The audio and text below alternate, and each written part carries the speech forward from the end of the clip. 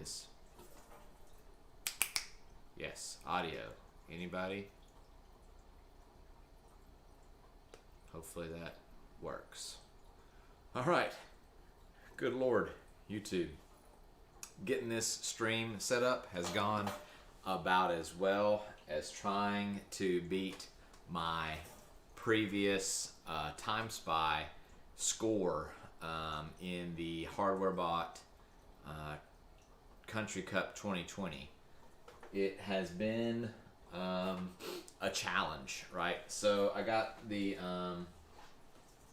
desktop up here, so so you guys can see kind of what I've been trying to get after here. So, man,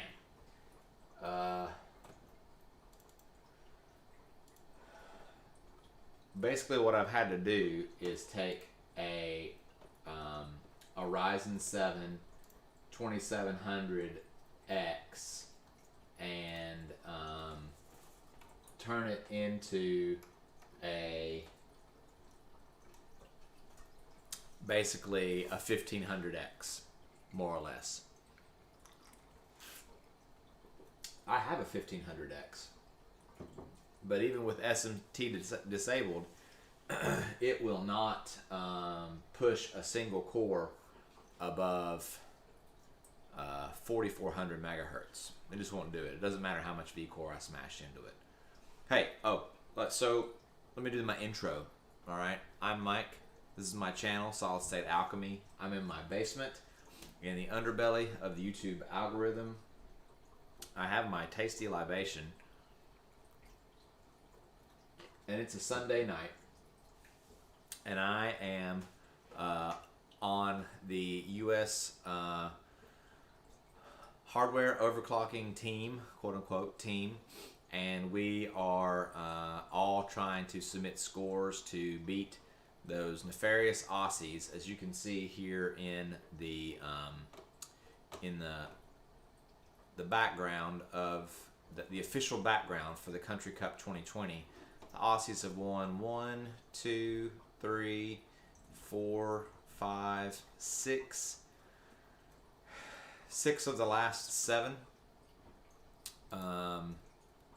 HWbot Country Cups, and I'm desperately trying to get them to get us, the Americans, on the board. As you can see, America's never won a HWbot Country Cup, even though America hosts some of the best overclockers in the world.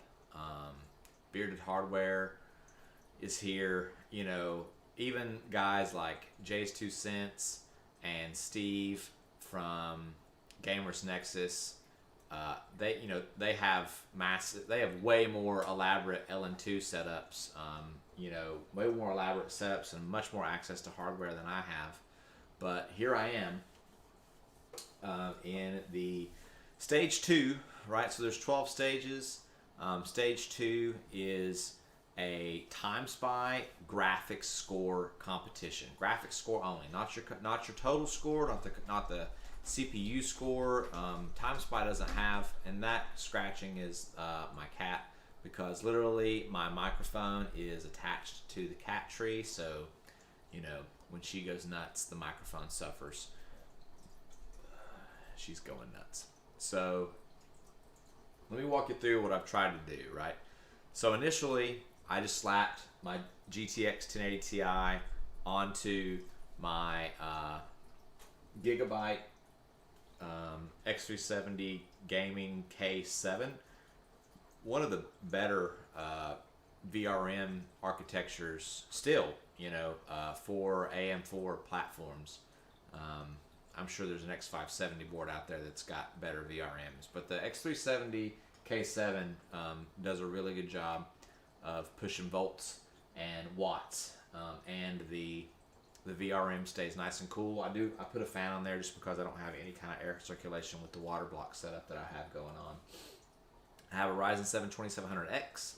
I have an Asus Turbo GTX 1080 Ti with a Bixby water block on there, and that's hooked up to the Incinerator. and that is giving me, let me check.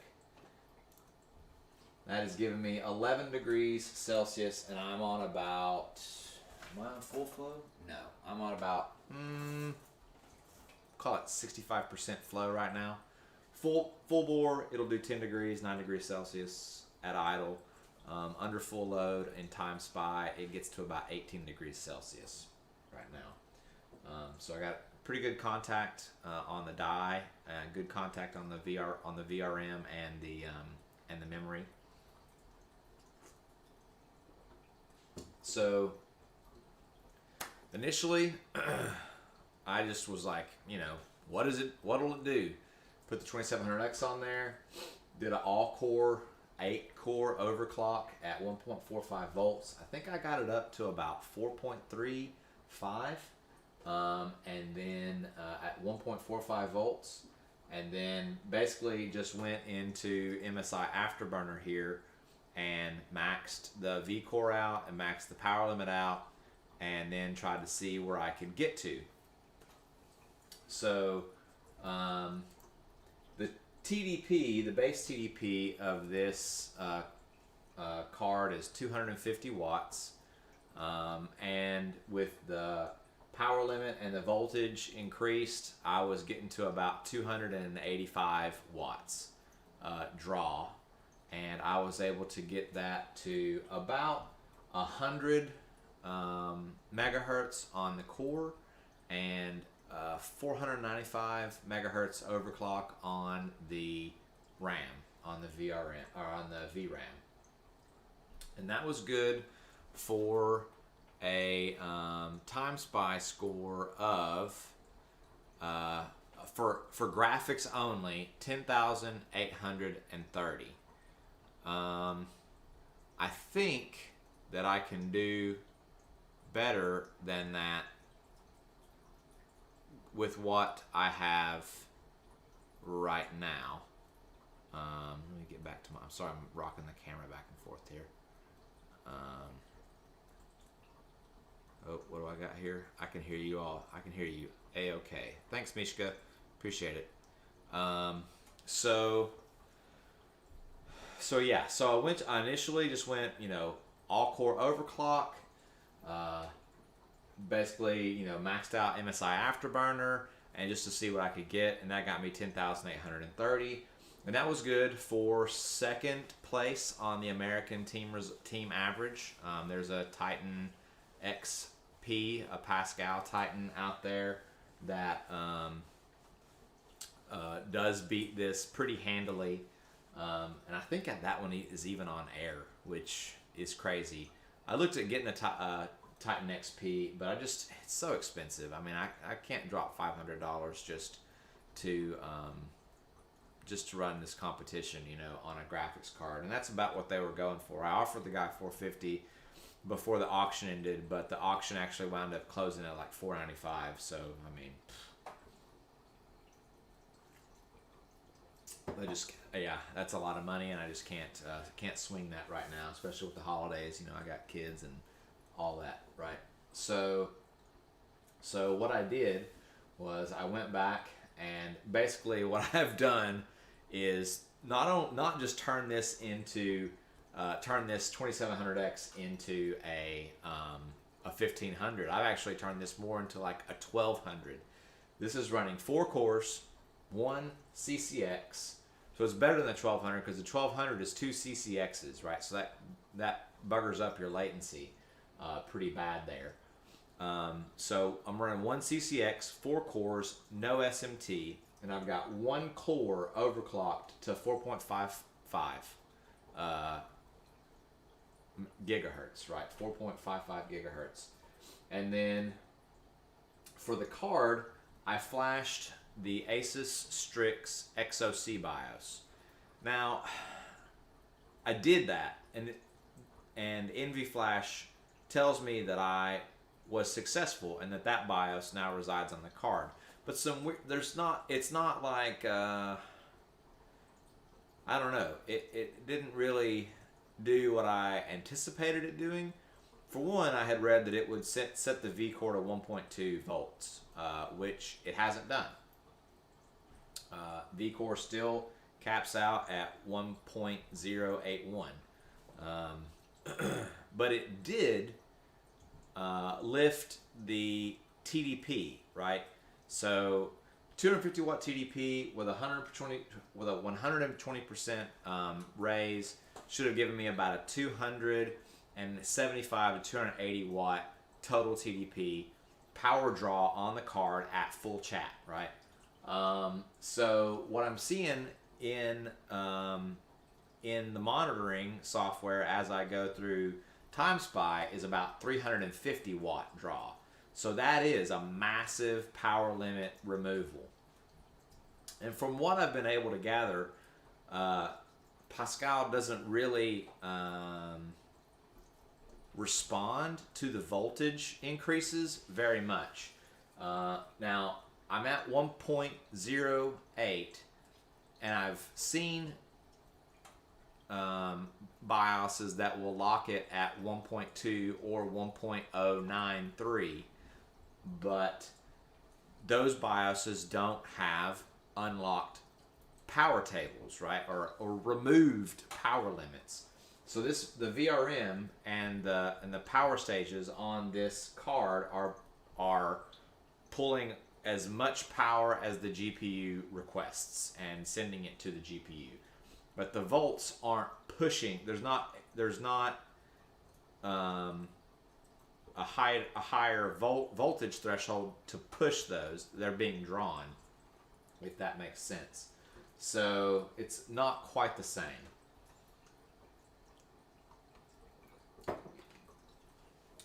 So I was able to go basically from 4.4 to 4.55 on one core, and I was able to change the power target for this card by about 75 watts.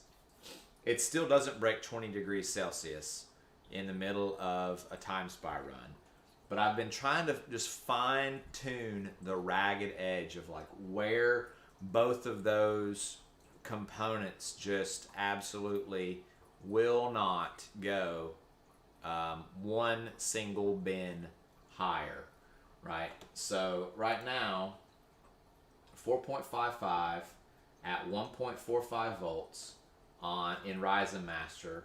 All of these cores are disabled. There's no SMT. I know it says 4.2 here for these three cores that aren't overclocked, but they actually only run at like 3.7 or 3.65 or something like that when you're actually monitoring in benchmark, right? In the benchmark. And then this voltage slider does absolutely nothing. This means nothing. I could have it at 100, I could have it at 0. I'm going to get the exact same voltage. I've been messing with this all afternoon. It doesn't change. 100%, 1%, no change in voltage from both MSI's monitoring and from Hardware Info 64, which I can bring up now, just so we can see and verify. And then I'll bring up, where'd it go? There's GPU-Z, there's CPU-Z. Bring up CPU-Z. What does it tell us is going on with the CPU, right? So, let's see. Yep, Ryzen 7 2700X. Says the multiplier is 3.64, and that's because the multiplier is only active on one core. My overclock is only active on one core. My memory, oh man, yeah, I had some crazy instability when I was trying to go farther up the chain here, so I'm gonna have to reboot this and get back into the BIOS to re-enable XMP. Crap. All right, so we'll do that here in a second. But then let me see. CPU. Trying to see what. Yeah. So it's only showing 1, 2, 3, 4 cores because this is all that's enabled, right? And then and there's no. It's showing core residency here. for 1 through 3, and then C1 through 3, but there's no threads. There should be no additional threads. Yeah, here we go. This is what I wanted to see. Total CPU usage, core ratio, core 0, 1, 2, and 3. So core 2's ratio is 45.5. All the other ones are 36.4. That's what I was trying to get at. So this is correct. This is what actually happens when a benchmark runs or when a program runs. Ryzen Master, even though it's set at 42, I mean, I could go in here and change this to 36 or whatever, but it's not hurting anything, I don't think. I don't think it's hurting anything by having these set to 4.2. But 4.55, this is what I care about, the single thread. Because remember, we're only doing graphics score. We don't care about the CPU score. We don't care about the total score. We only care about the graphics score. So let me just click on this real fast. COVID Christmas canceled here. Looks like stuck in lockdown till end of the year. Yeah, buddy. Same. Almost probably the same. Definitely not looking forward to how COVID's going to affect Christmas. It already screwed up RTX 30 and the 6800 series launch and Ryzen 5000. Man, we're just screwed. COVID is killing us. Okay. So that's what I've done, basically turning Ryzen 7 2700X into a 4-core, 4-thread CPU. I'm getting the fastest max overclock on one thread, a 1-core, 1-thread. That's all I need, because when you're in the graphics score benchmarking part of TimeSpy, you're only using one thread. One thread. That's all you need. 1 core, 1 thread. Okay. So that's applied, but that doesn't matter right now. I'm going to close this. We got to go in. So RAM speed does matter. So I'm going to lower that, and then we're going to restart, get back into BIOS here, and I'm going to re-enable XMP. I don't know why it buggered out, but oh yeah, I know why it buggered out, because I damn near borked the board trying to get really high up into the stability, or into the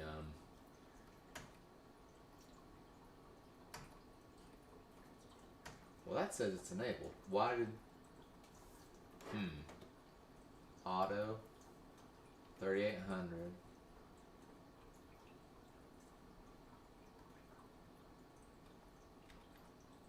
profile 1 disable, enable,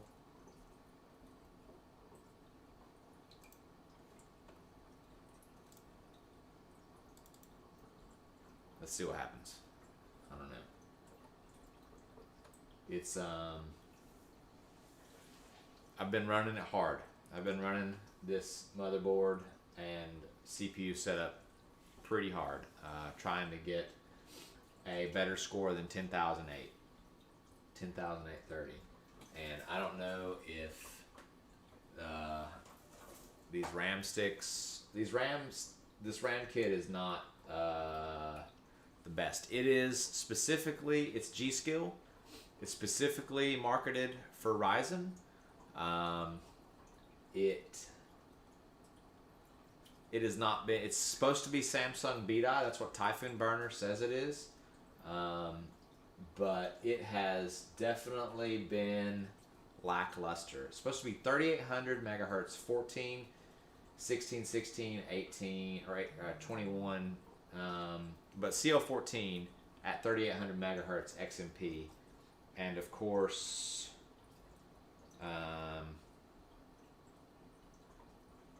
this is not okay. Now it's going to get into BIOS. Hopefully, this boots.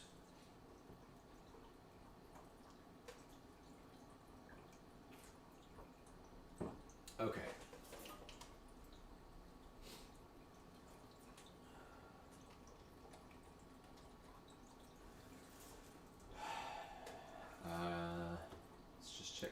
HWZ real fast. See what they have to say, what it has to say as far as the RAM speed goes. Nope, still says I'm at 2,133.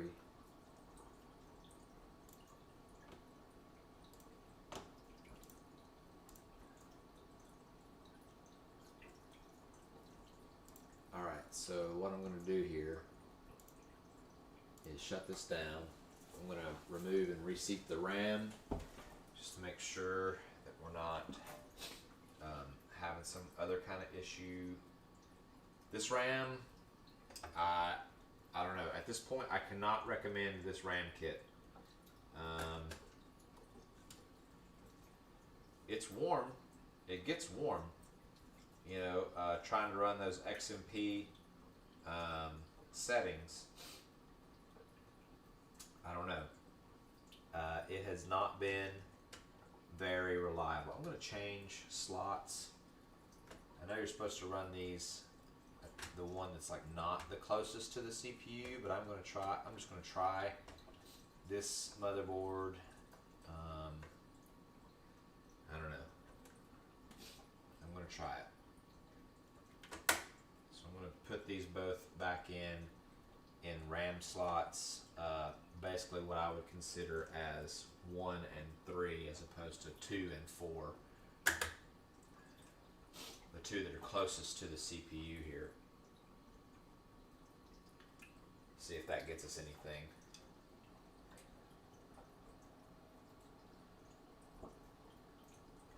I got my VRM fan blowing on here. I got a fan kind of blowing like across the chipset heatsink also, and under the motherboard there's a gap between my test bench here and the motherboard. I'm getting air circulation two ways through the motherboard, trying to figure out if that is something that can help.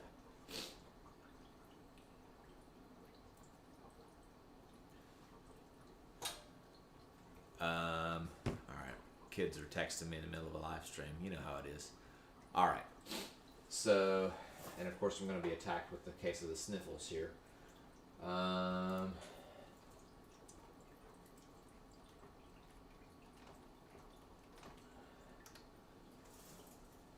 What does CPU-Z tell us now?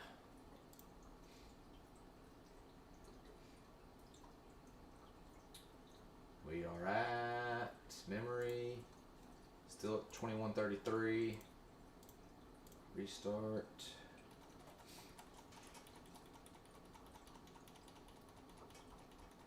So what I'm going to do is I'm going to load default settings, and then I'm going to restart again and load XMP1 and see if that will work.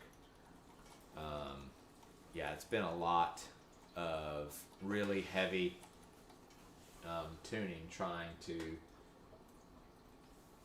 figure out. Let's see, save and exit, load optimize defaults. Yes. Save and exit setup. Yes.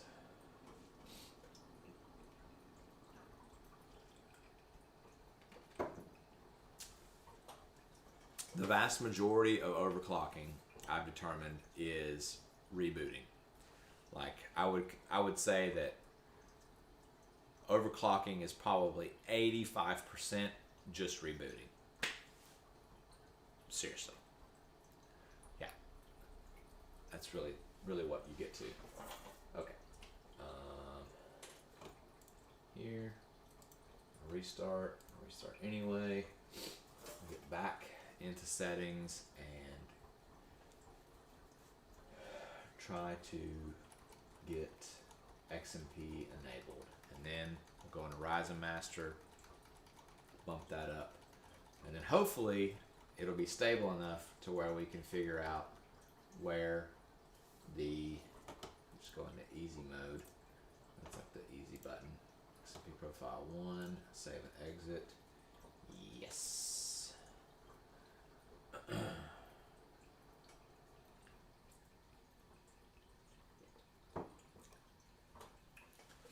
So 4 cores, 4 threads, XMP 3800.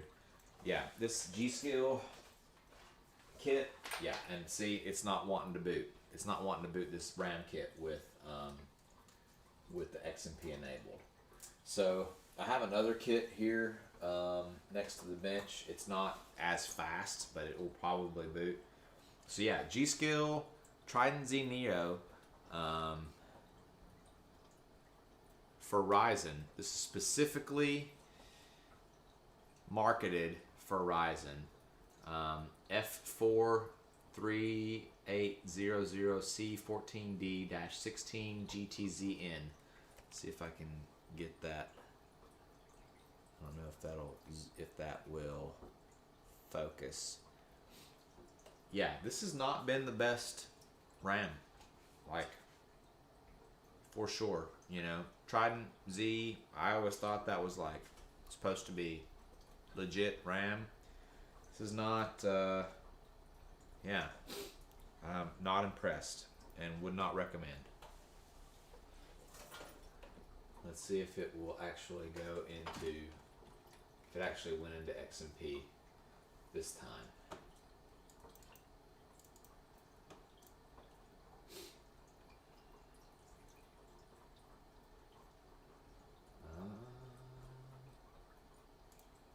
Nope, no XMP. Alright, so on that note, I'm just going to shut this whole thing down. And I'm at least going to run a kit that I know will run 3200 CL16. It's a 4-channel kit. What does this run? Yeah, CL16 3000. Whatever. Yeah, this kit's been buggy since day one.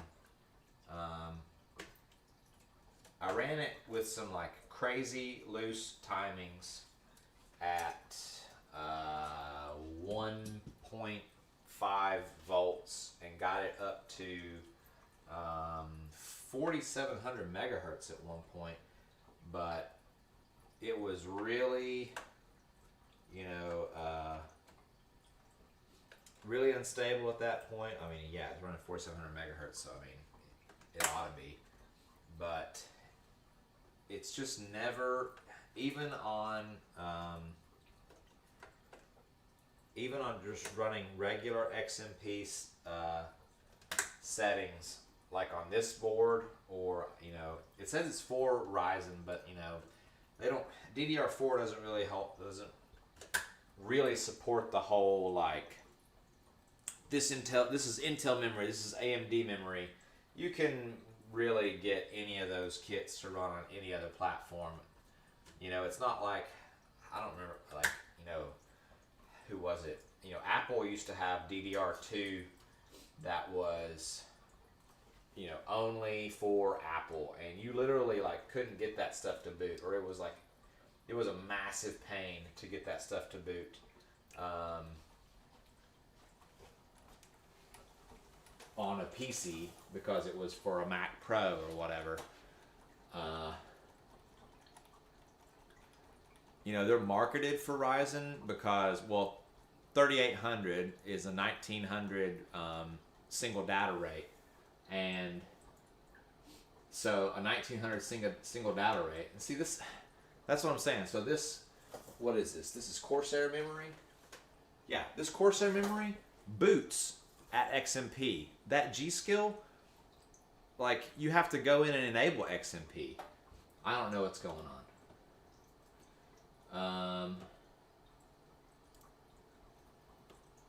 So I'm going to go into Classic. I'm going to go back into Advanced Frequency, Advanced CPU. I'm going to disable that. Disable that. Down core control is 4+0. SMT mode is disabled. And then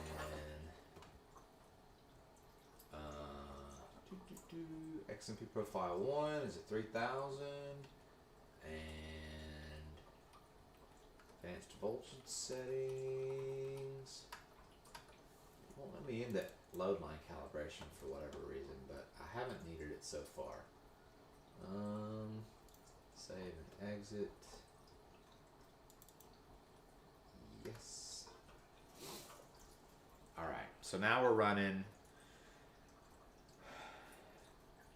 dual channel still.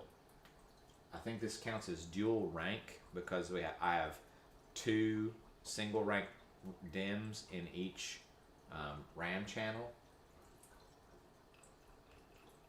So dual channel, dual rank, as opposed to dual channel, single rank with that other kit, with the G-Skill kit. But yeah, that kit has been less than stellar. I'm probably gonna eBay that away and find something else because it is not worked out. And I probably won't look at G-Skill in the future. Probably look at Corsair because I just seem to have better luck with it. All right, so CPU Z tells me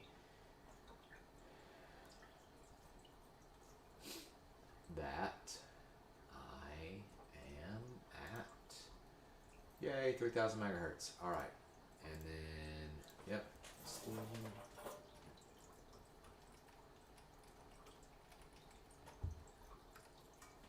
Get Steam going, get Ryzen Master going here. Yes, I could die. Profile 1. Alright, apply. So here's something I've started doing like before I even try to run the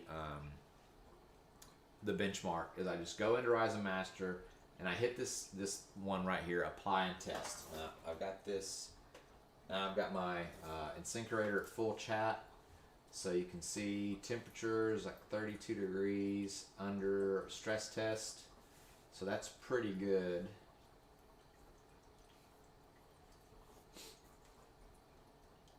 We're at 1.45 volts, 4.55 on 1 core, 3.64 on 3 cores, and just you know, small town girl trying to make it in the city.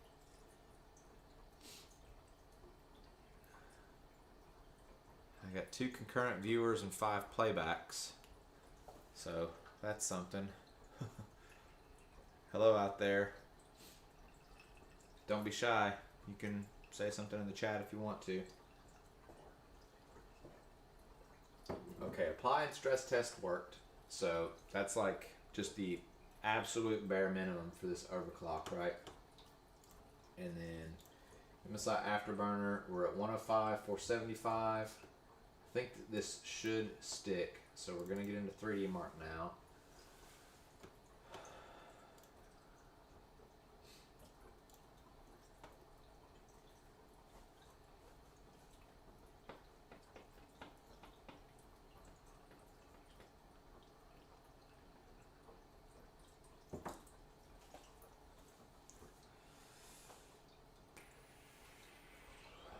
Okay, time spy. No demo, and we're just gonna send it. And now we wait. How was your Thanksgiving? How was the old turkey day? Hopefully this completes. I ate a lot of turkey. I ate a lot of turkey for like 3 days straight. It's pretty awesome.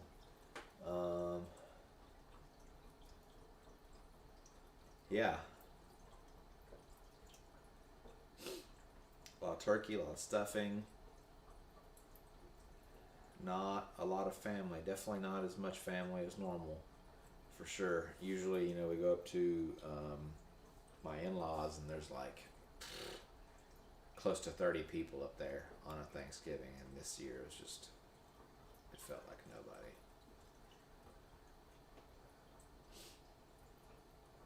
All right, yeah, we got one core at 4.55. Oh, I don't have the logging. I'll change that. Well, I'm probably gonna do one more run at least. so that we can see what the GPU is doing. I was just was trying to figure out where the boundaries were for this Ryzen with one core.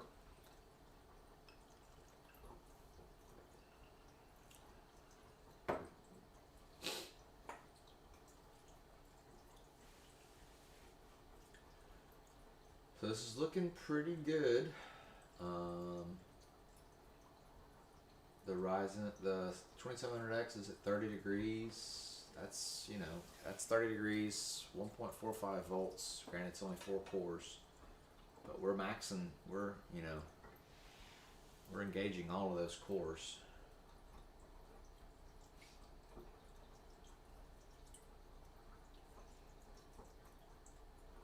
Now, what I don't know is, so the way I have this video capture set up, I'm actually coming off of 2 different ports on the back. I'm coming off DisplayPort into my monitor, and then HDMI into my capture card.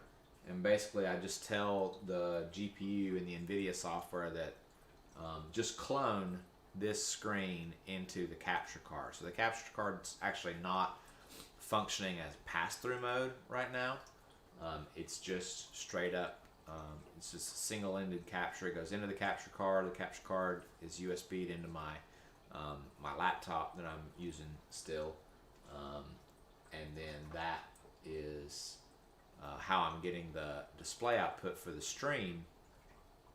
But I don't know if that's going to affect, if running those 2 DisplayPort outs, if that's going to affect the overall score, or if that takes up enough graphical resources to knock my score down. I have never tried this before, actually, and I am trying to get every last frame out of this. So we'll see how it goes. We're just, we're trying to beat 10,830, and I don't know if that is enough to siphon away some of the graphical horsepower that is needed to run that benchmark. It looked like it ran pretty smoothly, but I'm looking for I'm only looking for maybe, see, I'm at 10,800. If I got a 5% increase, that's like 100 points. That's basically what I'm looking for right now.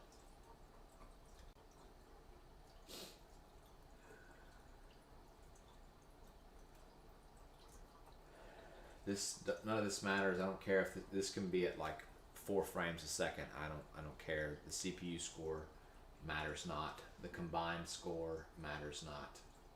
For the HWbot competition, we only care about the graphics score. So what's it gonna be? What's it gonna be?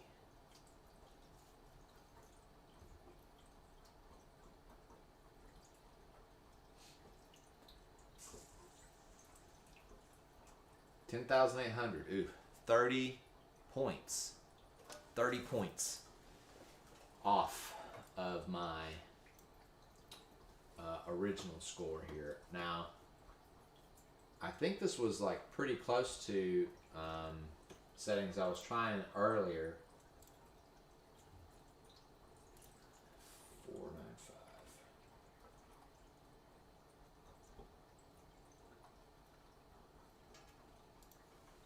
Okay, so I got that. I'm just going to save this. And then let's look at some metrics here.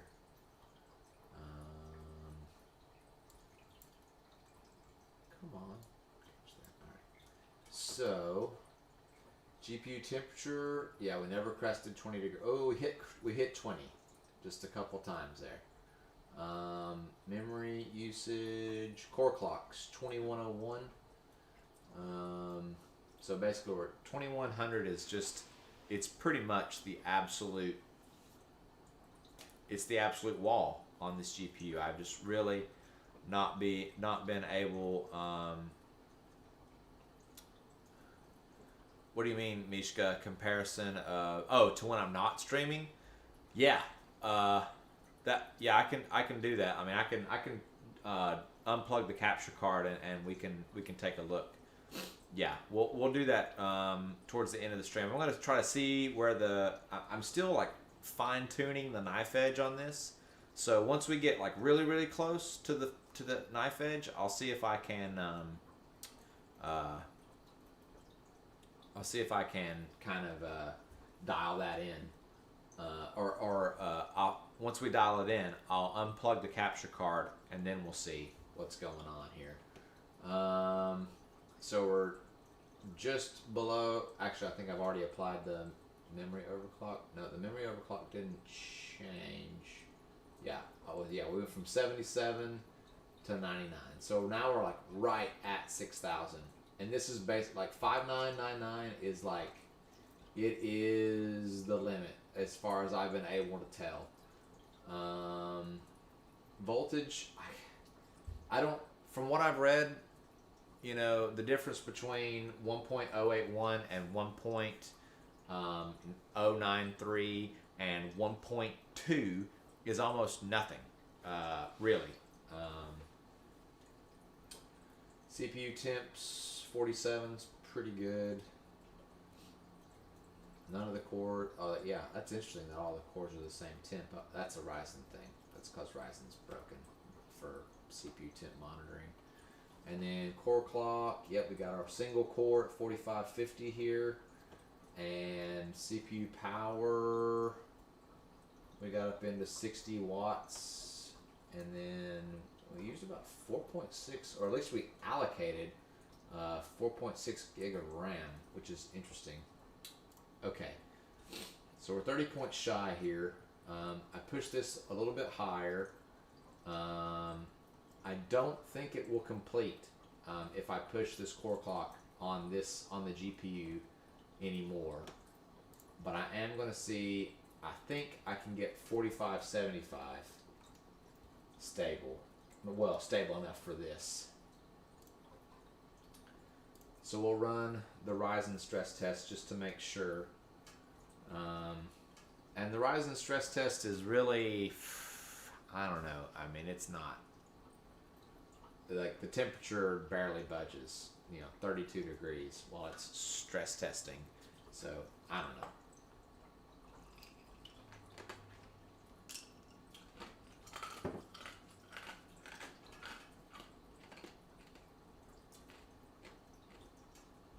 So, we'll see if this completes. I'm pretty sure I cannot go above 4575 on this core.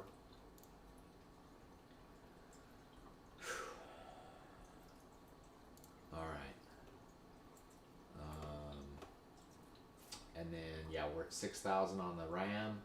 And what were we running at for the core clock? Yeah, 2100, I think. I think I had it complete at 2115 one time, and then it didn't complete ever again at that speed. So, yeah. Let's go back into benchmarks. And I'm going to run it.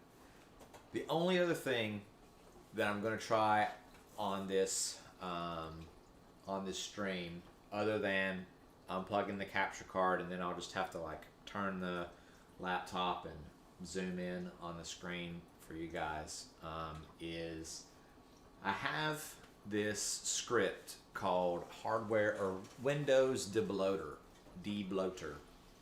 and it strips a bunch of crap out of Windows. Now, when I install Windows, I mean, I go in and uninstall, you know, manually all like, you know, crap like, oh, yep, 4575, no bueno, can't do it. Can't do 4575. Man, maybe I'd just give it should I give it a touch more voltage? Maybe just like, a skosh more voltage. Am I still? No. That was a crash. It was definitely a CPU crash, for sure.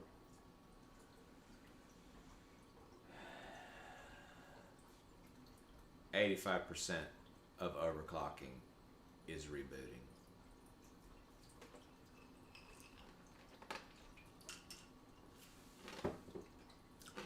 And thinking about what you did wrong during the reboot.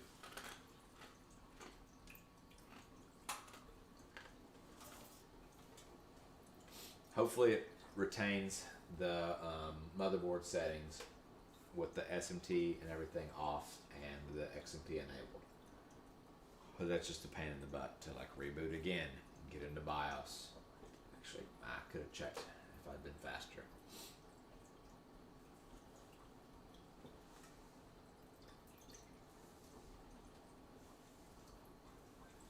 Okay.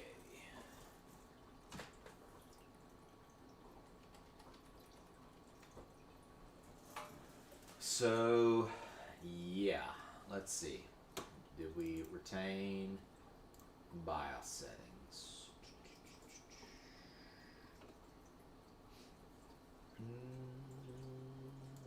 Memory is still at 3000. Oh crap. Actually, let me do parental. Yes. On that.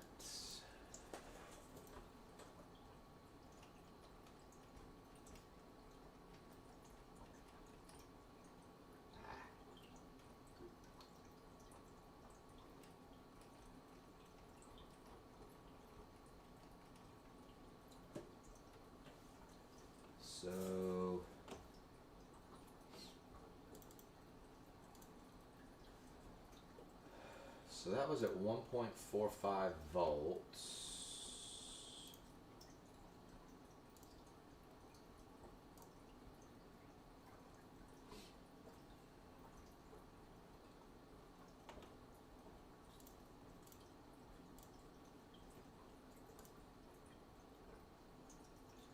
So as you can see, the Ryzen Master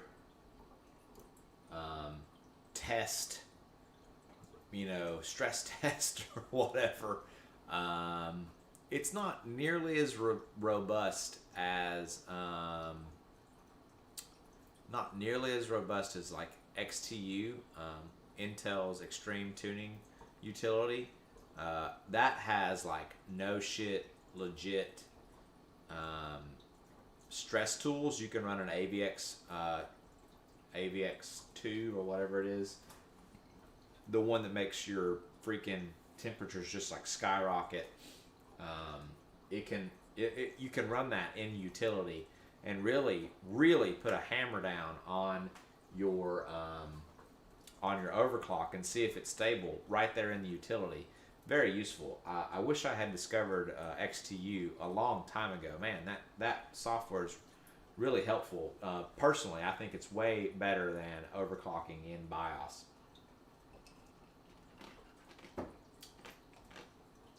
There are some limitations if you're super hardcore and you're in BIOS. You can do stuff in BIOS that you can't do in XTU. There's also stuff in Ryzen Master that you just absolutely can't do in BIOS, right? Like you cannot set per core overclocks on this motherboard's BIOS. This is an X370 board. It just absolutely does not have that functionality. Maybe on an X570 in BIOS you can do it, but on this Gigabyte Gaming K7, there's no way. There's no way to do that.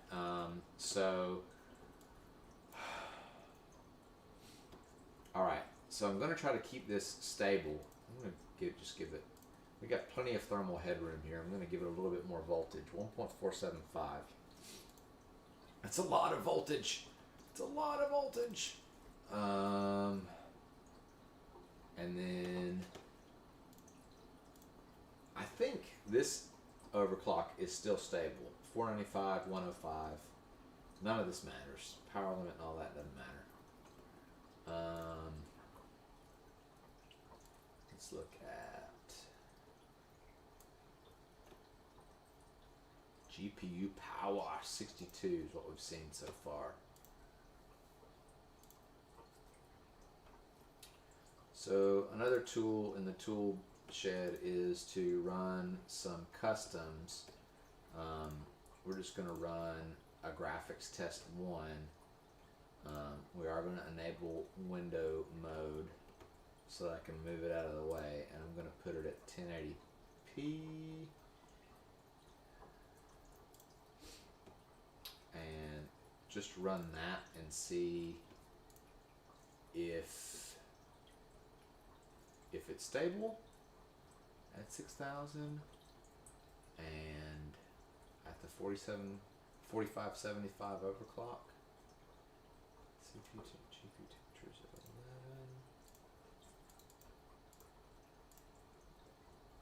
CPU 33.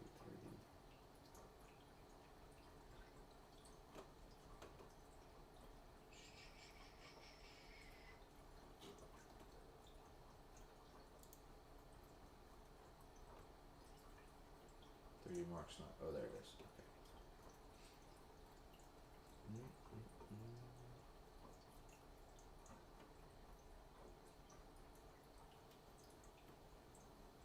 Okay, it hasn't hung up on us yet.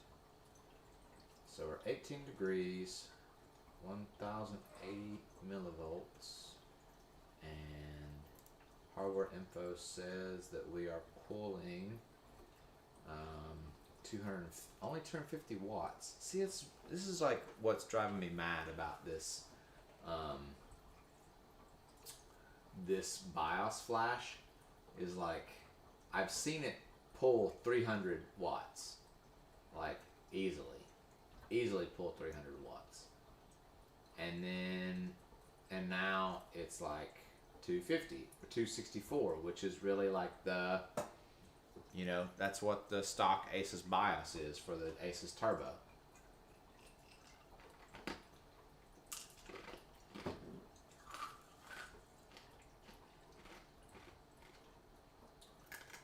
But it didn't die. And the 4575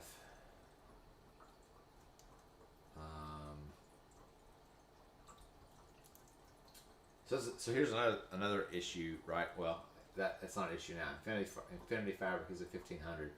So it could be an issue with this 2700X that it will not run a 1900 megahertz Infinity Fabric, and that's why the XMP is crap. The XMP RAM is crap on this, and that RAM's probably more geared toward 3000 series that will almost always run a 1900 Infinity Fabric. Because you have to have 1900 in order for your RAM to run 3800, because the Infinity Fabric is like a 1-to-2 ratio. It's a 1-to-1 really if you're not counting double data rate. So looks like everything's within spec. It's really bumming me out. I went through all this trouble to flash this XOC BIOS, and I'm basically getting the same exact power draw as this card with an MSI Afterburner overclock on it. It's really like, I don't know. It did run a 350 or 325 watt pass one time. I don't know if maybe the load I put on it was just not sufficient to make it pull that kind of power. Actually, yeah. All right. Okay, so it looks like the 4575 is going to stick. We're at 2100, 4575. Yep, 4575. It didn't just like totally crap out and die when we ran that. So let's send it one more time and see what happens.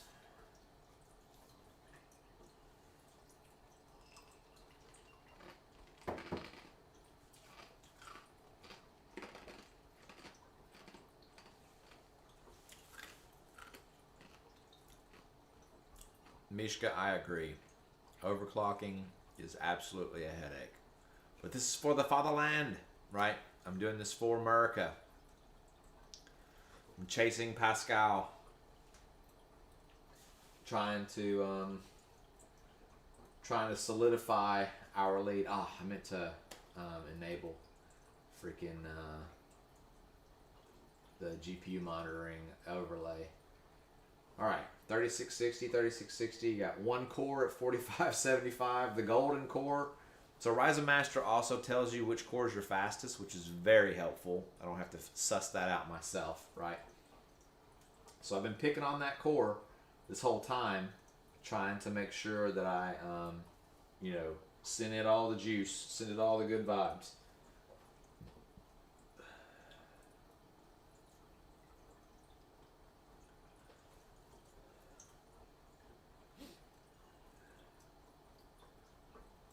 It looks, usually, fingers crossed, if it makes it past this scene, it's rare for it to freeze on graphics test 2. Doesn't mean it won't, but it's rare. Get in there.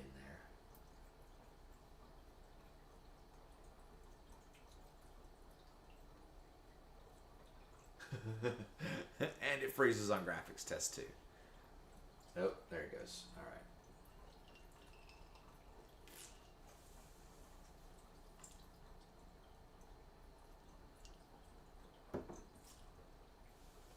Come on, you can do it.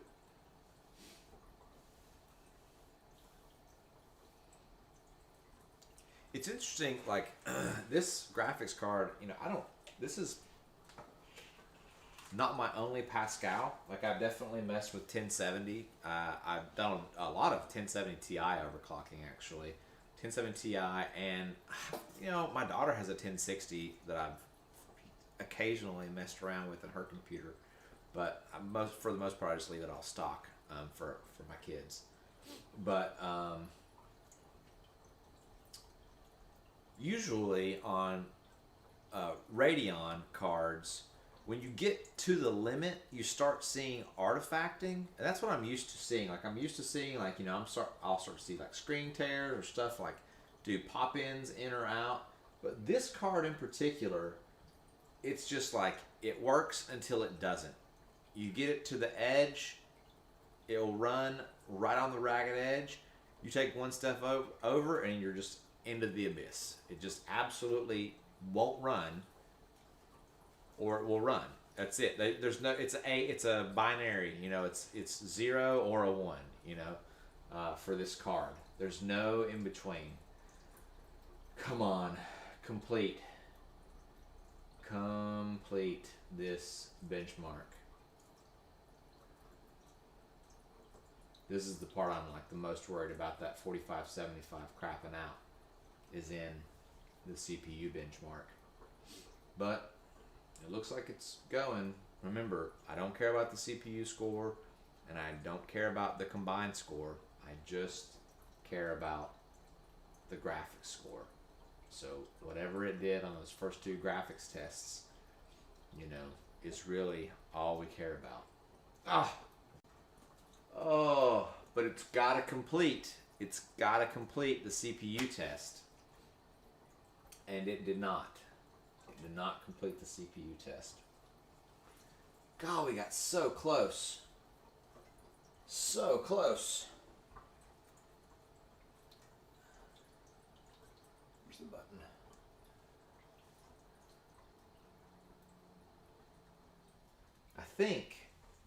I think I can nudge it up like one more voltage tick in Ryzen Master.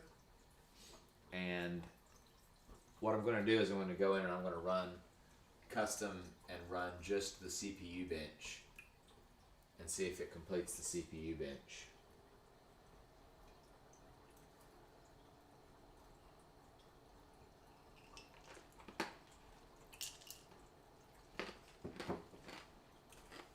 That's what I should have done that time. Instead of running the full benchmark, I should have gone and run a custom bench and just run the CPU to see if it would complete.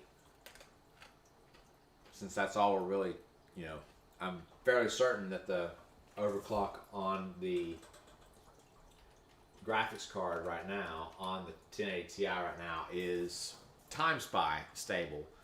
I just need this overclock on this core to be CPU benchmark stable.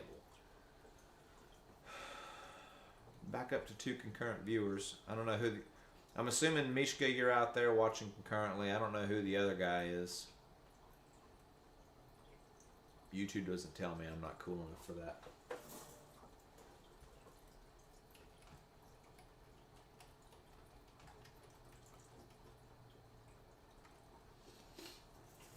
Okay, did it keep my memory settings? Yes, okay.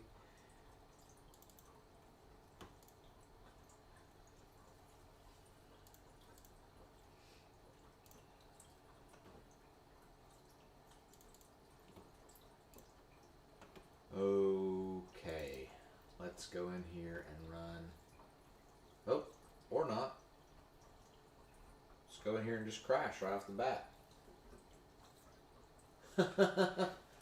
Alright, so this is not, maybe not a stable thing.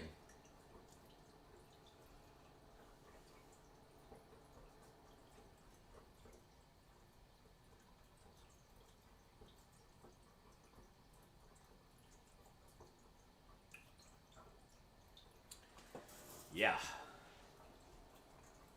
So this Ryzen 7 2700X definitely does not like overclocking, even a single core past basically 4500. It's a beast.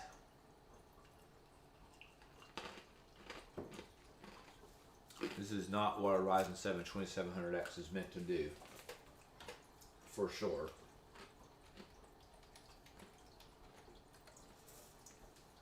And I'm sure the guys at HWbot that put the rules in place for the competition knew that this would be like the struggle. You know, if you don't have like a 3300X with a golden core, or maybe like a 3900X with like a golden core, that it was going to be really tough for, especially, you know, Zen Plus guys to compete at this.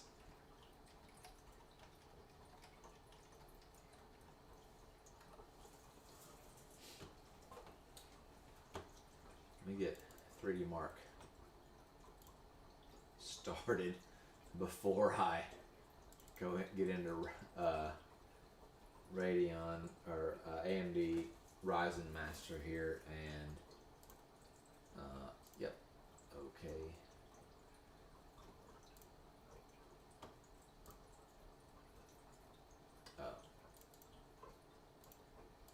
Just go 1.5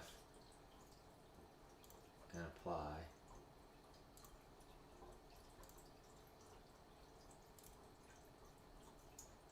Custom run. Windowed mode on. I'm going to turn it down to 1080p because I want to be able to see. It makes the window just a little bit more manageable, I think. Sometimes it does, sometimes it doesn't. Okay. And just want to see if this will. Oh, let's check our XMP, make sure it stayed, because the motherboard's being crazy. Yeah, we're still good. Everything's. So simultaneous multi-threading is off. This whole CCX is disabled. Got one core here. Memory's at 1500. Does Ryzen Master tell me what my memory is? I don't remember.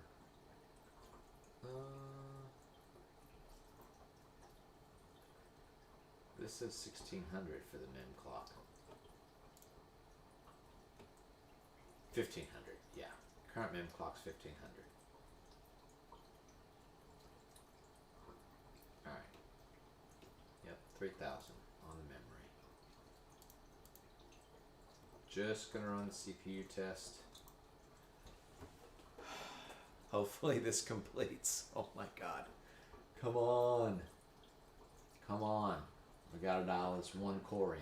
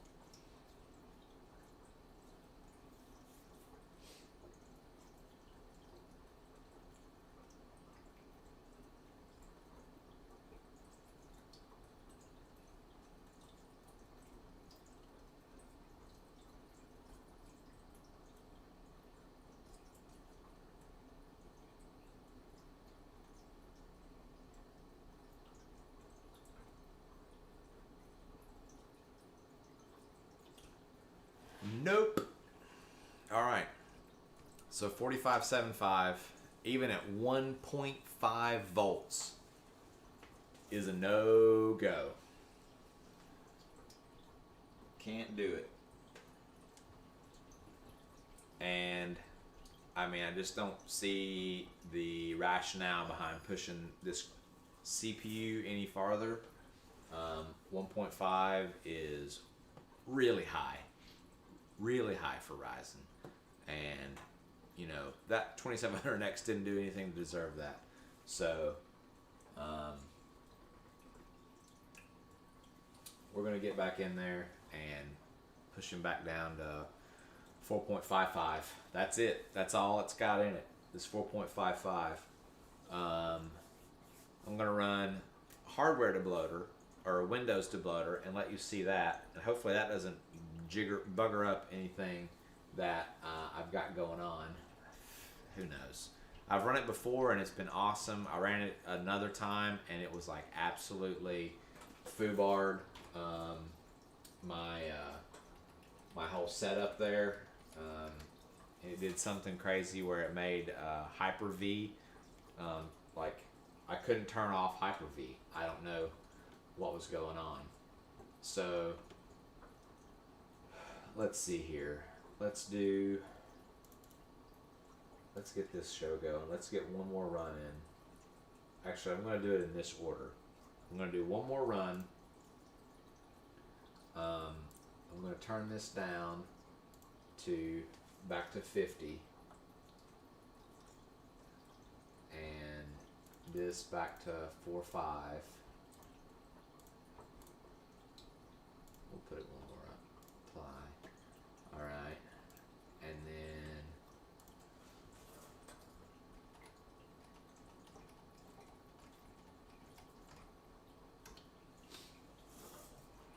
so let's do this run. Let's unplug the video capture card and do a run like that. And then with the video capture card unplugged, we'll go ahead and run hardware debloater as like a last ditch effort to see, or Windows debloater as a last ditch effort to see if I can get any more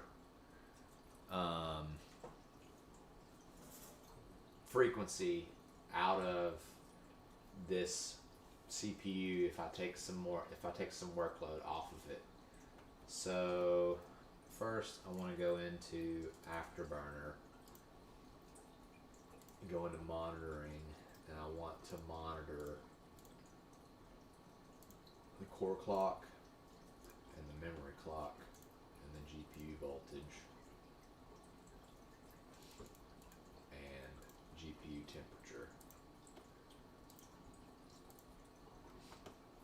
And push that down. This is applied, right? Yep, okay. And then 3D Mark.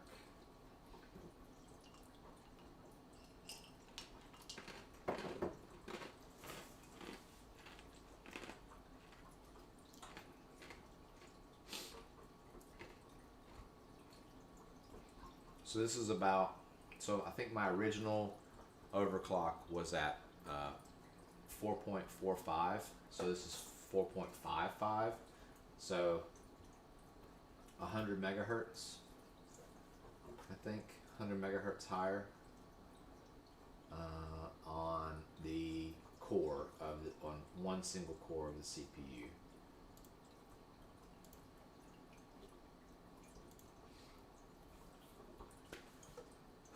Hopefully this completes. This is about the same as what we ran earlier that got us the 10,800. That's 30 points shy of my current high score that's on the HWbot Cup, Country Cup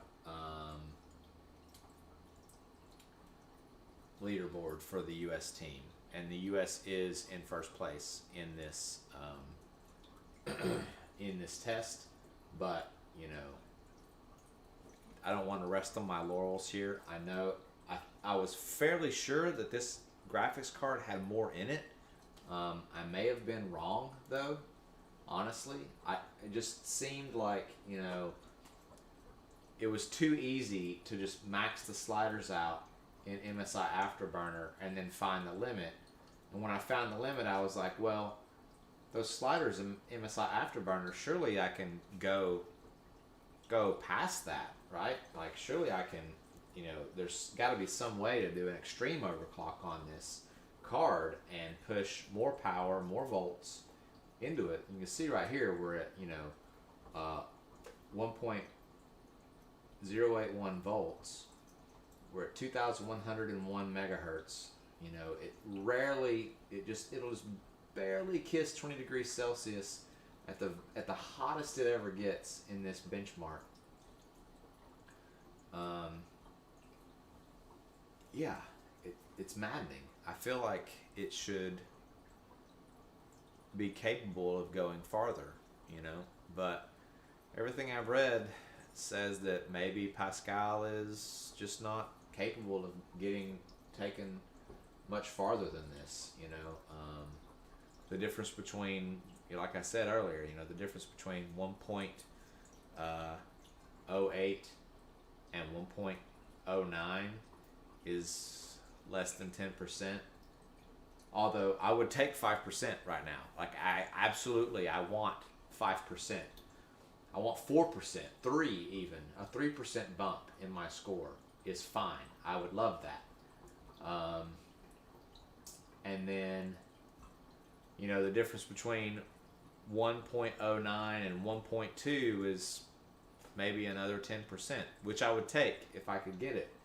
I flashed the Asus Strix XOC, you know, LN2 overclock, supposed to be totally power limitless BIOS to this card, and it hasn't really done anything. It hasn't really, you know, it's drawn more power, but it hasn't made it stable or more stable at higher frequency.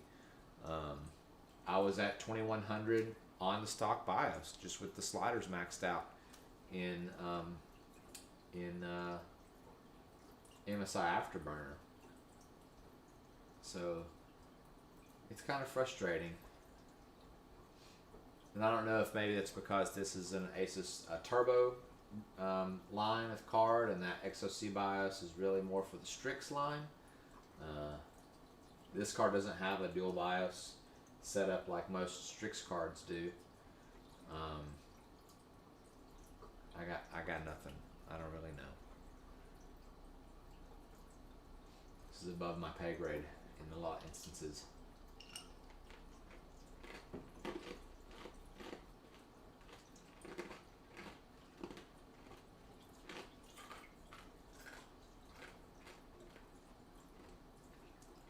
But it is going to complete. It looks like it's going to complete this run. It's already completed this. It's already completed this benchmark at this overclock for the CPU. So hopefully it shouldn't freeze up here.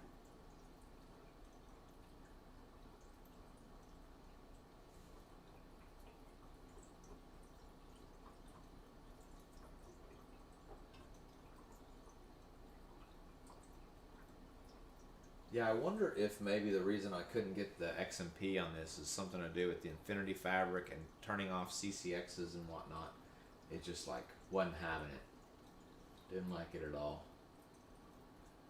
So 10.8.16, I'm 15 points down from my original score here with an overclock. So what I'm going to do now is I'm going to go into NVIDIA control panel.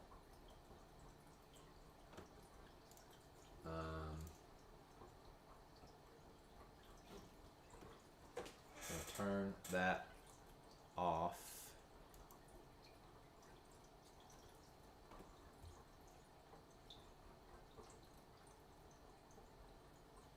Yep. So now that should be no, there should be no second monitor. Yep, there's no output to this monitor here. I'm going to, actually, just to be on the safe side, I'm going to turn this whole thing off here.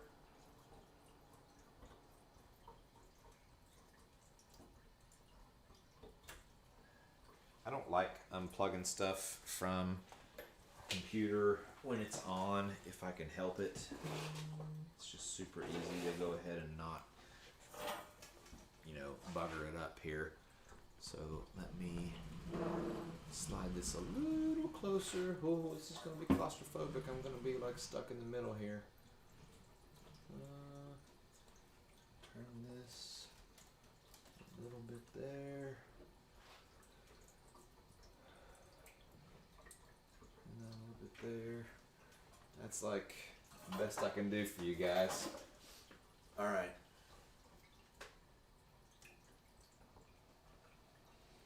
So let's see if the capture card and running a second display was a difference maker.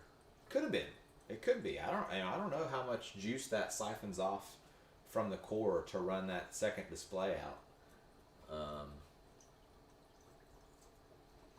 You know, I don't even know if it makes a difference between running, you know, DisplayPort and HDMI, because I think my my best score that I've gotten so far was running an HDMI, and right now I'm going to be running DisplayPort. So who knows? My phone's going crazy though. That's what I know. What we got going on? Just a bunch of crap. Just a bunch of crap. Okay. Find a place to put my phone here. Okay, so we're in here.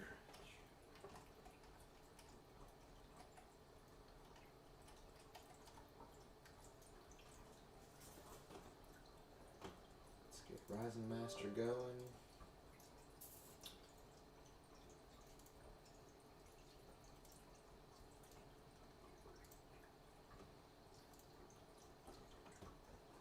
Let's get 3D Mark going.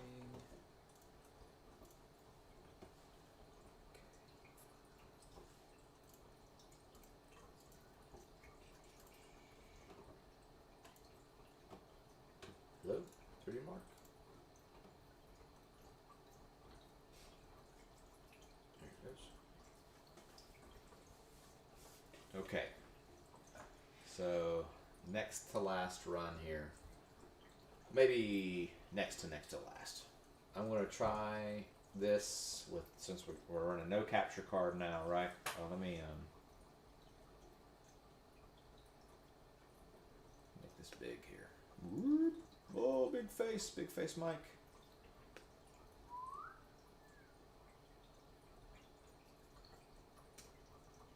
don't know if that applied or not.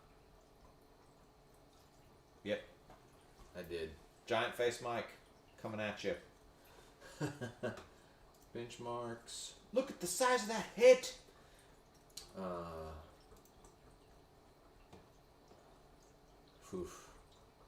Okay. 10,830 graphics score. Can we do it? I have no idea.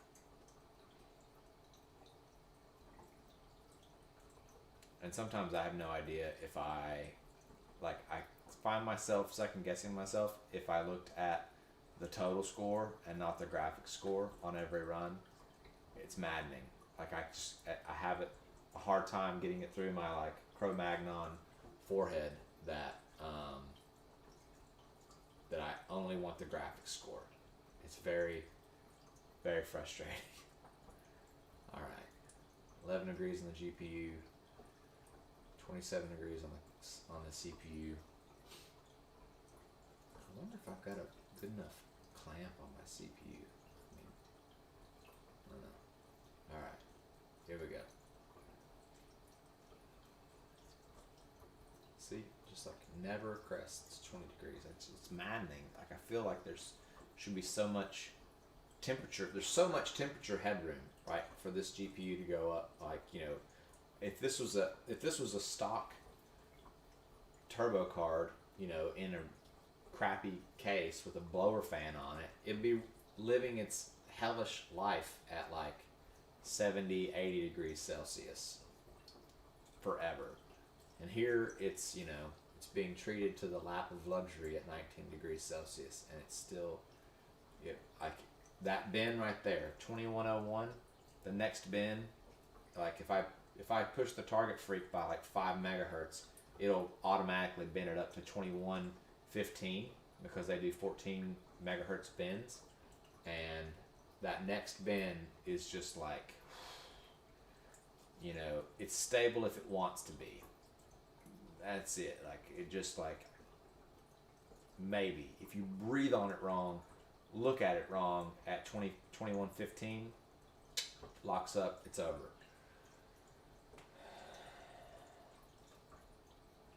And there's no, like, I mean, this is totally fine. 2101, there's no artifacting, like there's no screen tears, there's no weirdness whatsoever. You just have no idea that the next bin up, you're done. You're done, son. Total crash. Total eclipse of the heart. It's crazy town.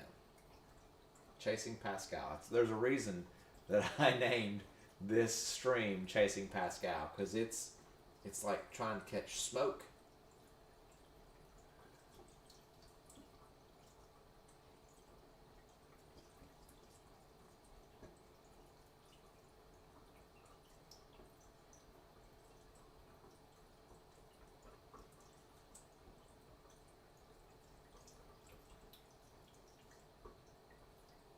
Going though.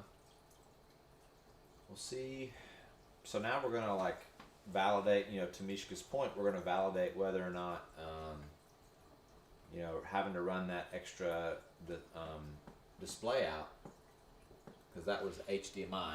Yeah, that was an HDMI into my mirror box capture card there, capture box, which I'm super happy that I'm very happy I got that, because I guess there's a lot of capture cards that won't capture BIOS, which to me is weird. It's just, you know, it's displaying whatever out, right? But the fact that I can run this and display BIOS, and you guys can see the settings or whatever that I'm having to negotiate, and how archaic that X370 BIOS is, man.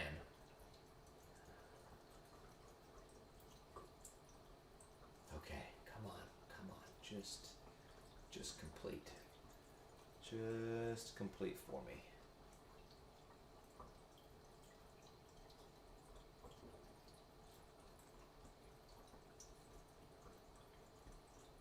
Did that crash?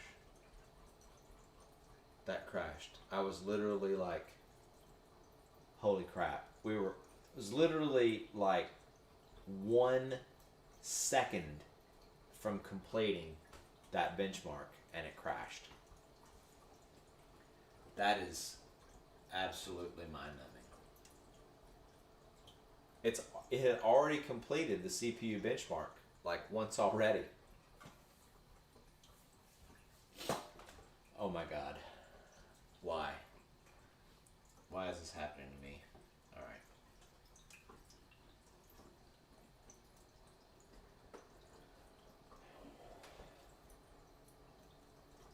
only thing I can think. So we ran that 10,800 flat score, like 10,819 or whatever it was score, and it was just below, you know, my current score. I could have swore we were at 45.5. I was at 45.5. I'm not keeping any kind of notes or tabs. I should be. Pretty sure I was at 45.5 on that pass, and 1.45 volts. The only difference between that and what I just tried to run was I was at 1.46 volts. So maybe it just doesn't like the volts. Maybe it needs an undervolt. I don't know. I mean, it never gets above 40 degrees Celsius, I mean, or 50 degrees, I guess. I don't know. Starting to get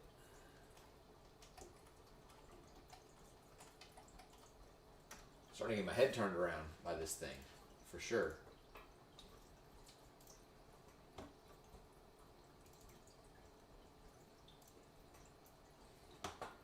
Will anything open? Okay. MSI Afterburner opens. 3D Mark won't open. CPU Z will open.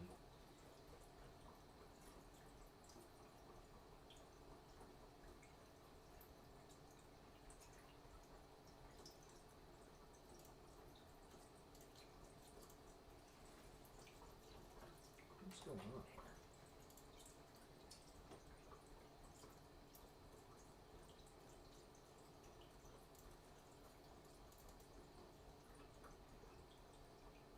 Oh.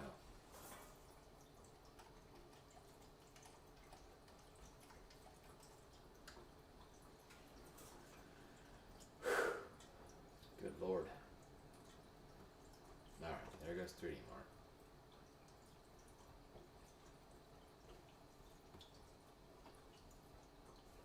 Man, I cannot believe that did not complete. Holy crap. It was like half a second from completing the benchmark. Oh, so frustrating. Just give it to me.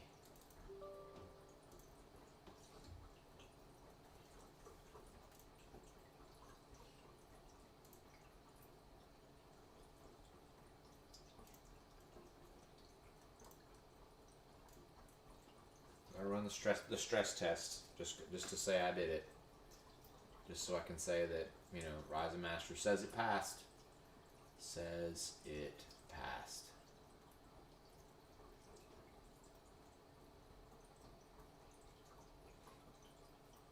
Alright. XMP is enabled. 45.5, 455 on one core. SMT disabled. One CCX disabled.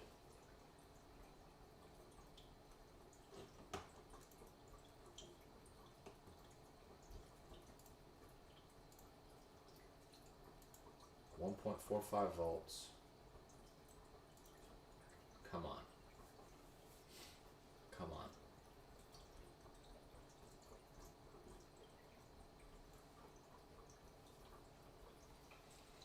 Doing this for America. It's hard to stay awake with this on. The water sound, like, after a while, just starts to, like, make you kind of sleepy. A little bit. Nodding off. Okay.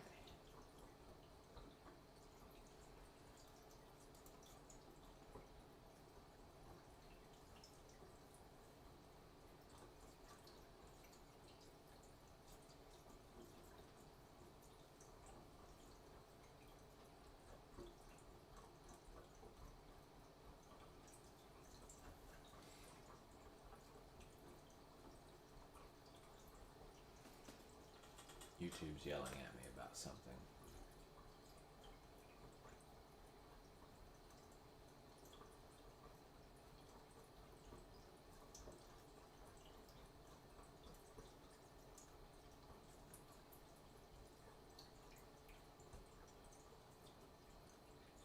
Says YouTube's not receiving enough video to maintain smooth streaming.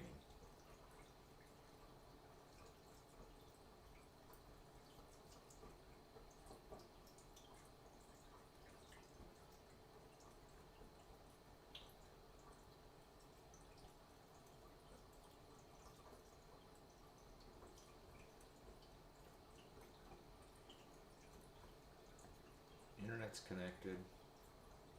OBS says it's streaming.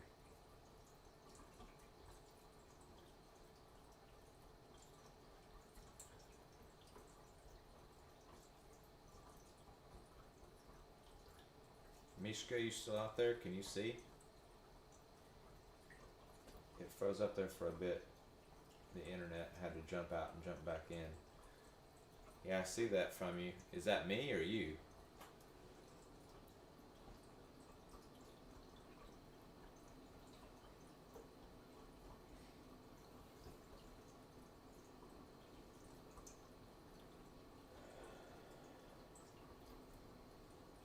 It says I'm live. Okay, now it says check the video resolution. Yeah. I got it. It wants me to open this widget, but the widget doesn't like do anything. The widget doesn't help me like change anything.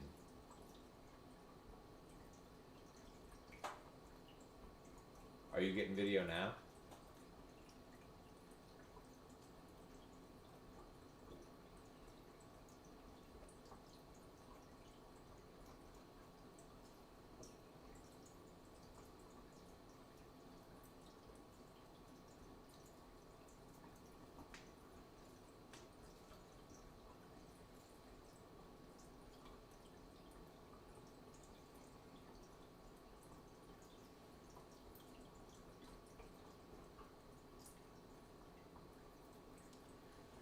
So the last, yeah, can see in here. Okay, awesome.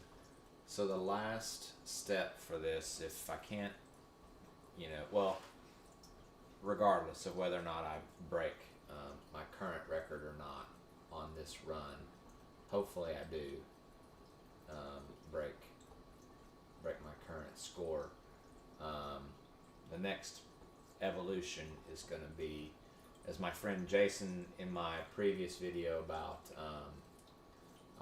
chilling the components or whatnot mentioned, I'm going to break out the a bucket and plumb this the intake line through a wort chiller, as it's known for beer brewers.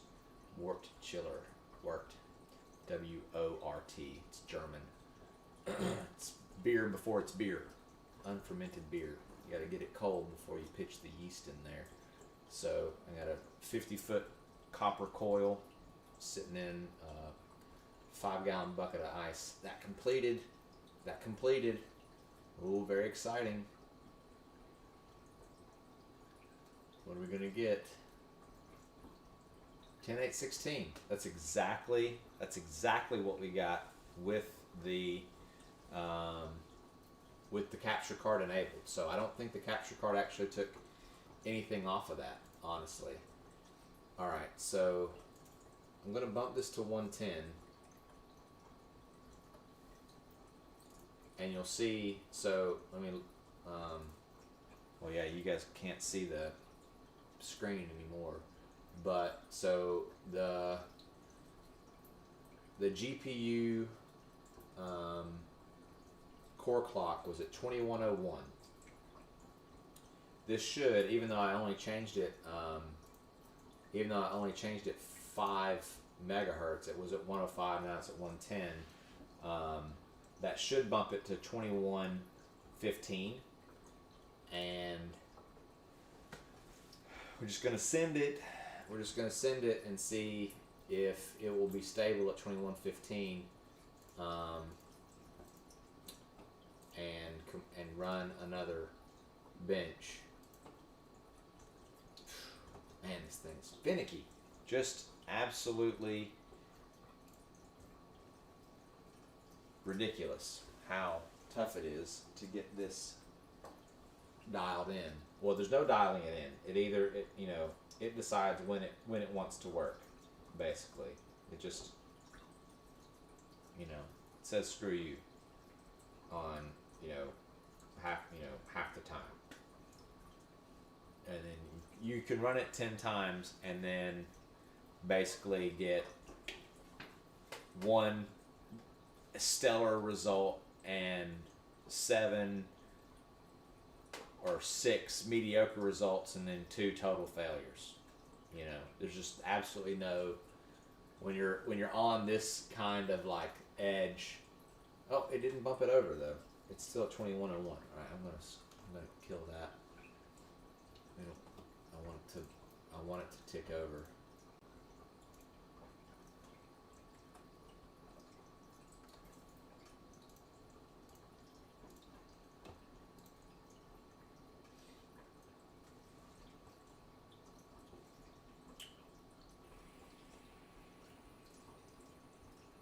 I also want it to get below 10 degrees. What's going on? Usually it drops right back down. It's strange that it's not dropping right back down to, okay, there it goes. Yeah, I don't know why it was like hung up, still drawing a bunch of current for some reason. Now it's 800 millivolts. 11 degrees. All right.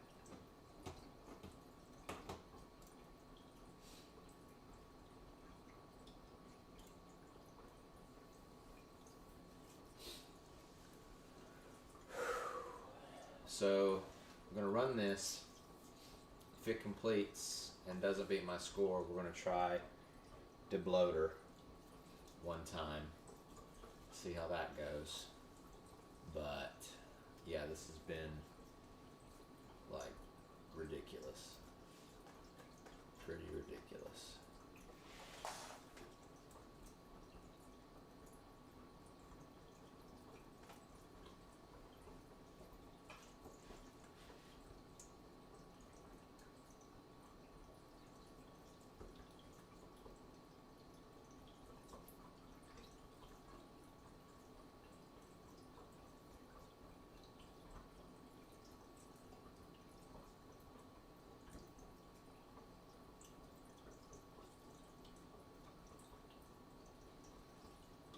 Okay. Come on, guy. Alright, so you can see, well, I don't know if you can see or not, but we are at 2114 on the core, 5,999 on the memory. I got one core of this Ryzen 7 2700X pumping at 4550. Will it complete? This is all like absolutely on the cusp of not working.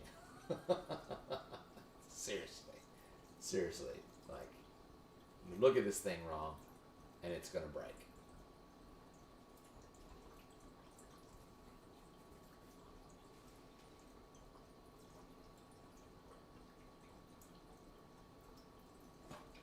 Yeah, the debloater is really to see if I can get that last step out of. Mishka put in the chat, like, I think debloating won't get much more out of it. And it probably won't, you're correct.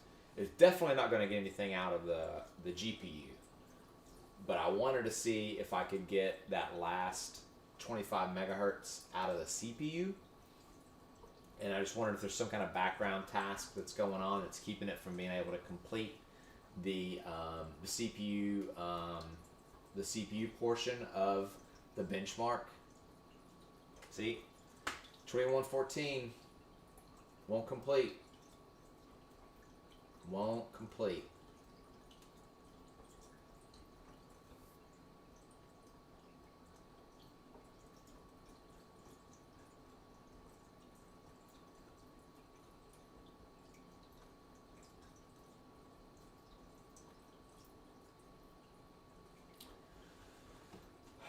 Okay, I'm going to just run a quick restart here.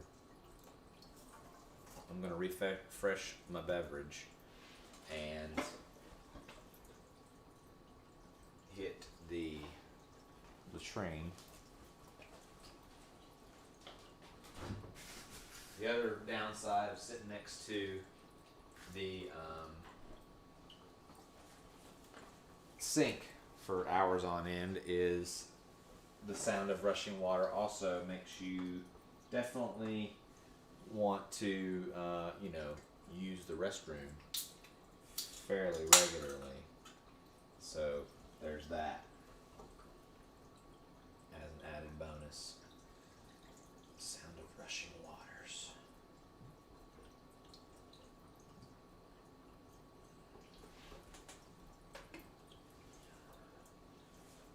Sláinte.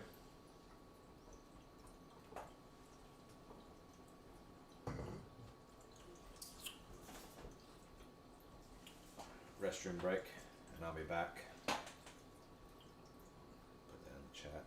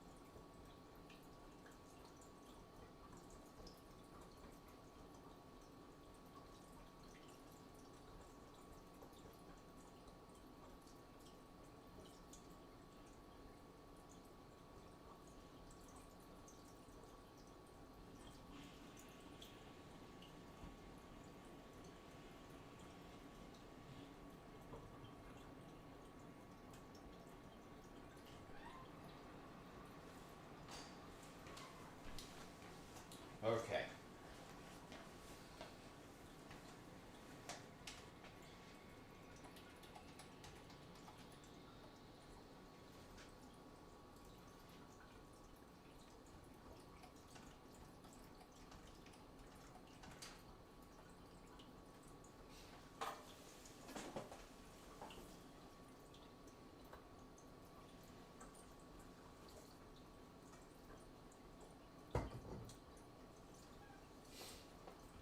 All right.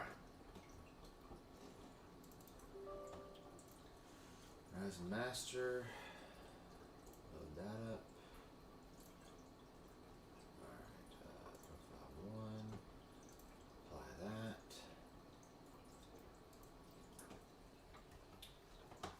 And then, so I'm gonna keep this at 115 and just, pretend that does something.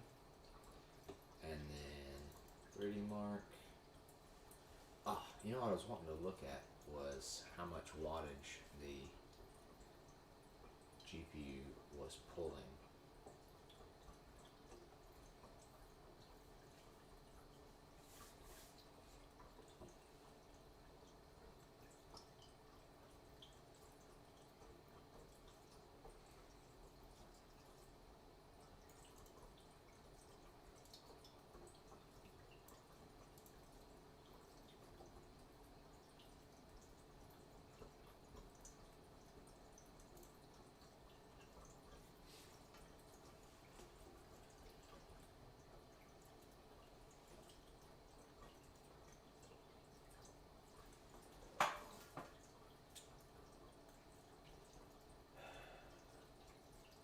Yeah, debloating's probably not going to get me very far, very much.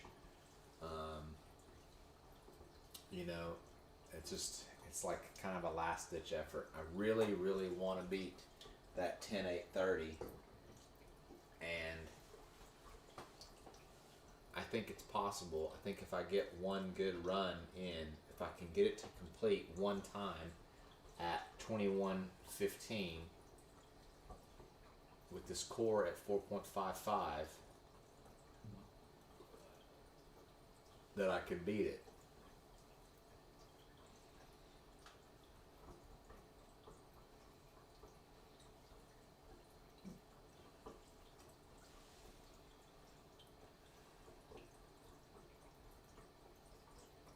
Man, it's tough. It's tough business. It's surprising that I was able to have like such, I mean, such a tough score to beat. Basically, all I did was just plug in this CPU and run the GPU until it got unstable, and I have not been able to fine tune a better score over that, which is like kind of crazy. I mean, I guess it says a lot about how good the 1080 Ti is, just like out of the box. Like, I mean, it just works, you know. The thing just like absolutely mauled the GPU market for for years, you know. I mean, still, you know, I wouldn't, if you own a 1080 Ti, I still wouldn't tell you to go buy a 3000 series card.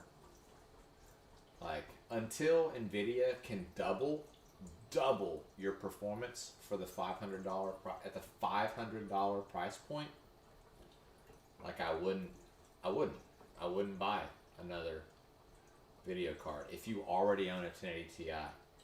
Like, there's no point. I mean, it's an increase. I mean, I guess there's a point. You would get more performance out of a 1080 Ti or out of a 3080. Fudge, cream, sickle, shop. Damn it.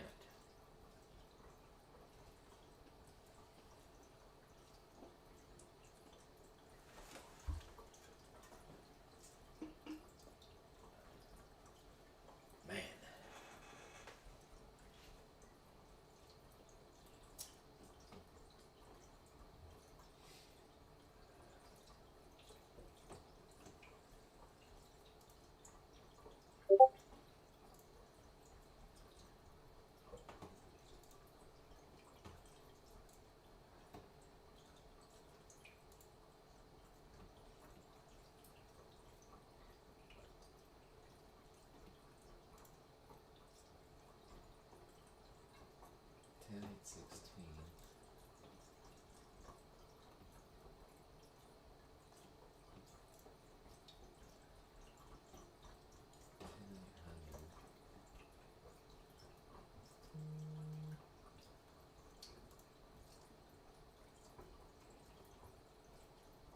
See, this is my best one so far, 10895. Now that is better than the score that I laid down on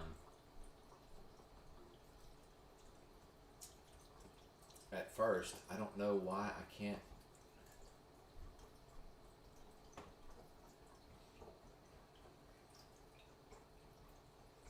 So the average clock frequency is 22,900 and 1495 on the memory, which is 6,000.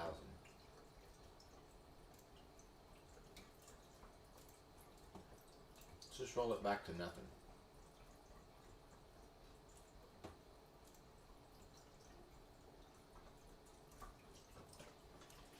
Roll it back to nothing, and then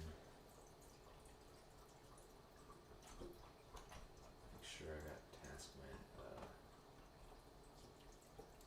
close edge out.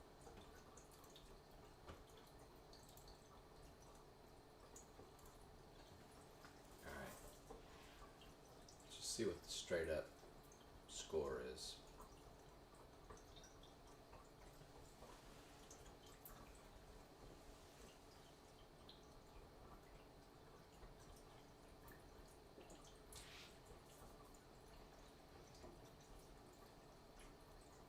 Better to invest in an OLED display than upgrading a GPU right now. I would absolutely agree with that.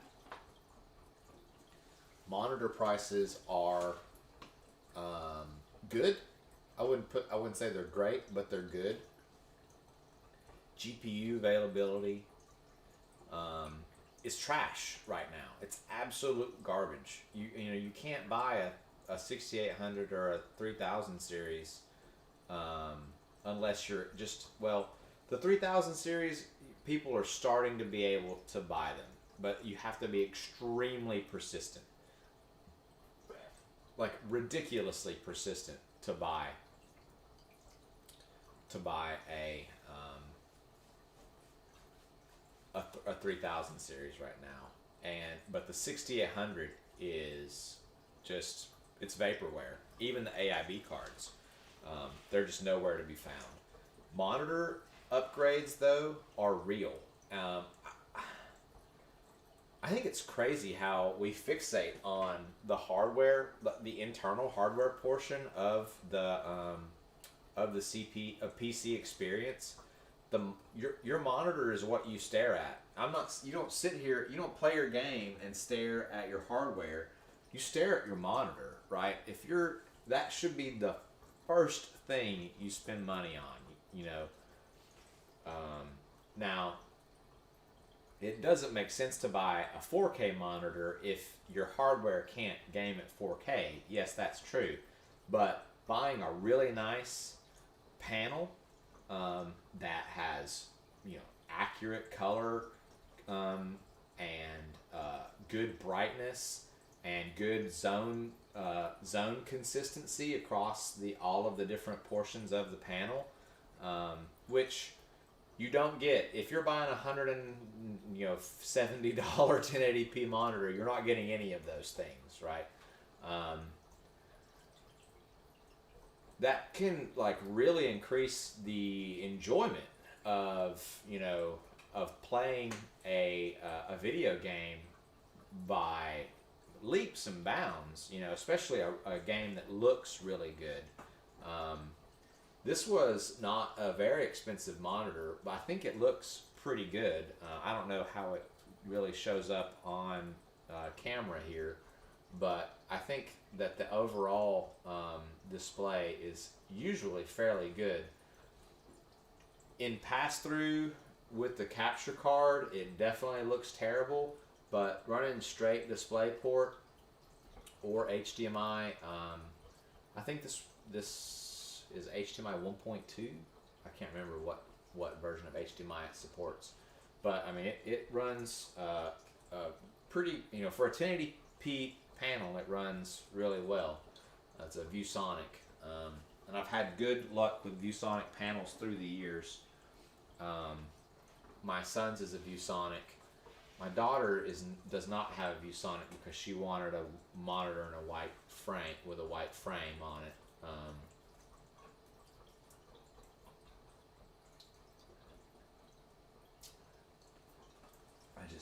Man, this overclock is kicking my behind, for sure. Absolutely kicking my ass. But yeah, Mishka, I would say that you're spot on. And that's kind of what I put in my, you know, don't buy a 3080, RTX 3080 video from when they were like, I think I put that video out like a couple of days after they released. If you don't have just an absolute ballin' monitor, there's no point in buying a 3080. If you're not gaming at 4K, there's no point in buying a 3080. And if you're not gaming at 1440p and you want all 144 hertz on, you know, and you have a high refresh monitor, there's no point in buying a 3070 either. 10-2, what's my score? 10-3. Did I actually go up by going down? What did Brett say on solid state? Oh, Brett's just posting motherboard pictures up. Brett, get on the live stream. Okay. So I need 1,380, right? Or 10,380, right? Can't remember my own score. Yeah, 10,830, not 380. Yeah, no, we're 500 points off.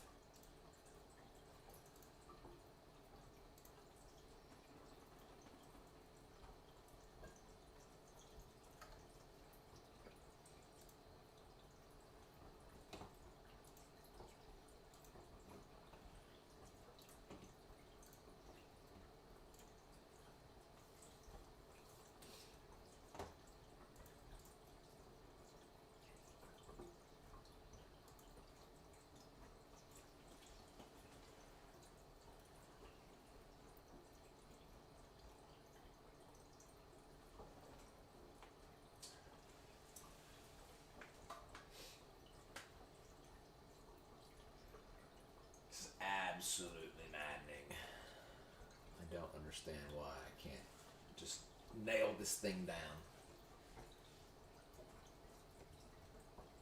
What's up, Jam? How you doing?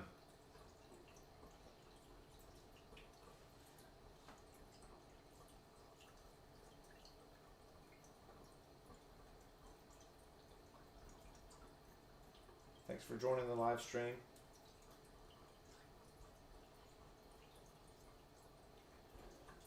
In case you didn't tell by the title and the thumbnail. Oh, you're still running that dual Pentium board? Yeah.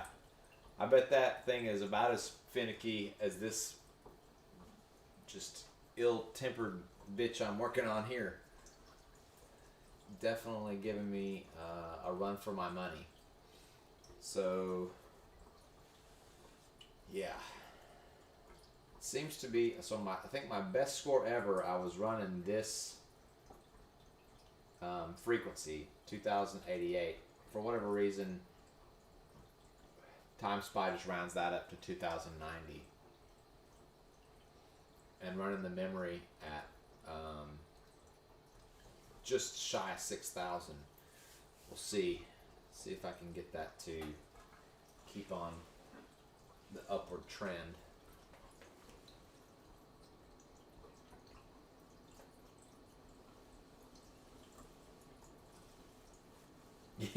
Yeah.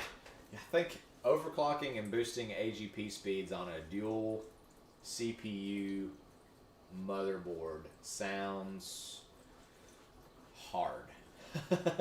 Sounds like a recipe for disaster. Or at least, like as you say, a very unhappy gaming setup for sure. Dual Pentium 3s. You know, that setup, while it's not explicitly set up in the HWbot Country Cup this year for 2020, you know, I bet something arcane and hard to find like that is definitely what they're looking for, you know, to run some of these like CPU benchmarks. Like, yeah, you can only have, you know, you need dual socket. What socket is that? Pentium 3. Is that 775? Is that a dual socket 775? Or is that the one before? Yeah, that's got to be the one before. What is that?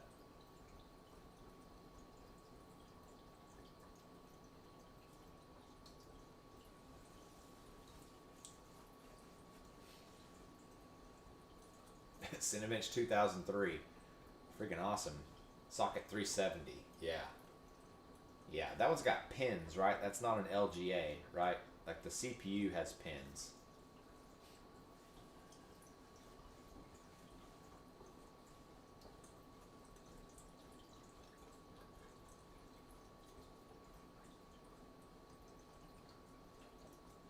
Yep.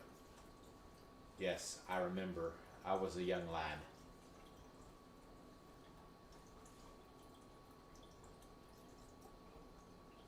Younger lad. Yes, pins. All right. What are we going to get off of this guy?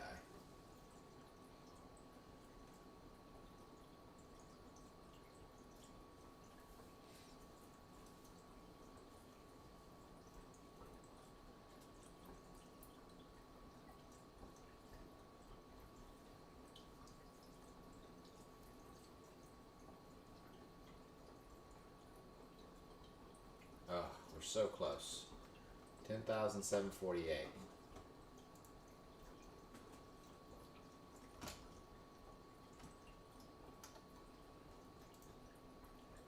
Alright, so I think the CPU is mostly stable at this clock. And the core clock is definitely not going past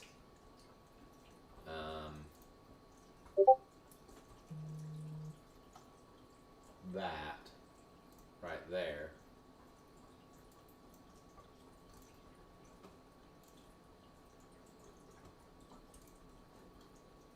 Absolutely maddening. Yeah, you're way back there in the timeline for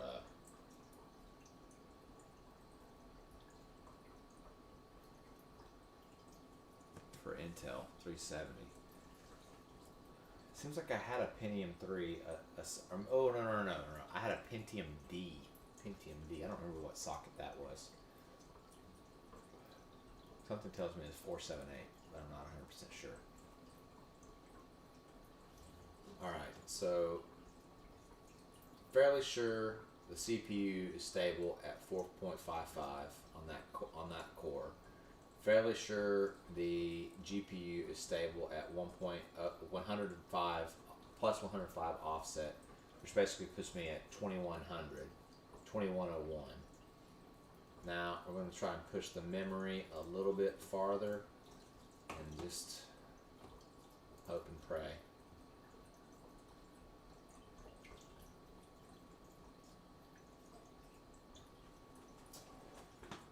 Yeah, it's been just like really Pentium D is 775. No, this was definitely had the pins in it. I don't remember. Maybe it was Pentium 3. No, it wasn't a Pentium 3.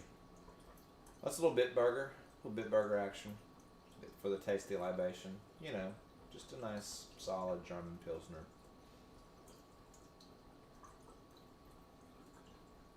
I had old fashioned with the wife earlier, but that was for dinner. That was dinner drinks.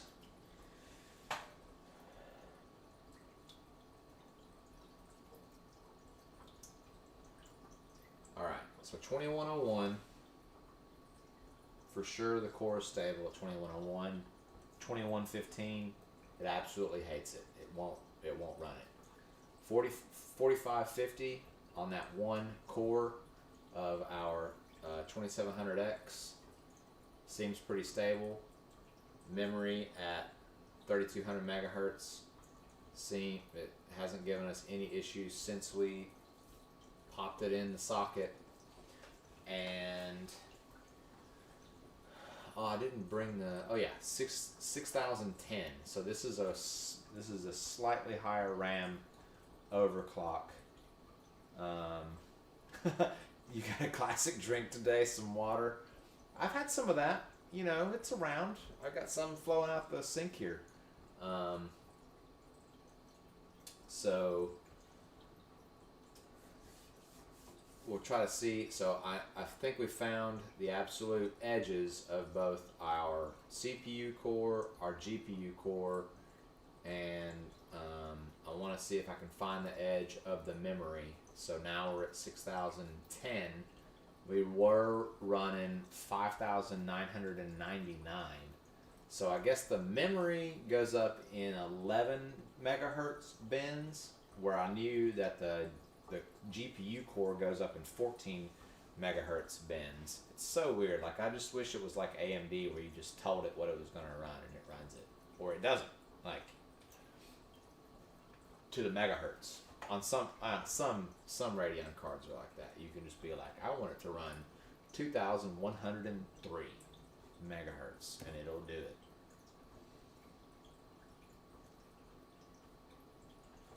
Phone tells me it's time to go to bed. It's probably right. It's probably right.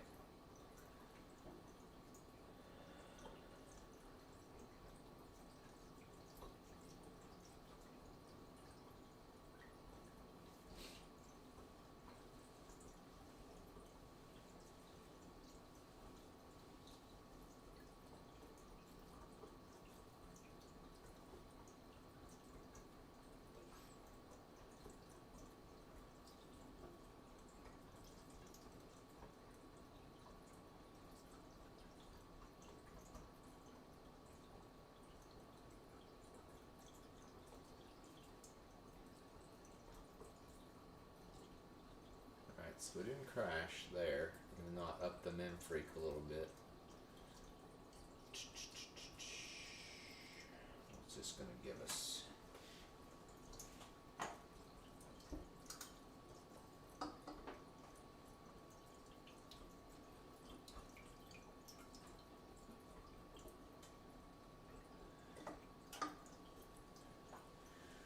was doing the initial run at this, you know, I always, on GPUs, for whatever reason, I always, 3 a.m.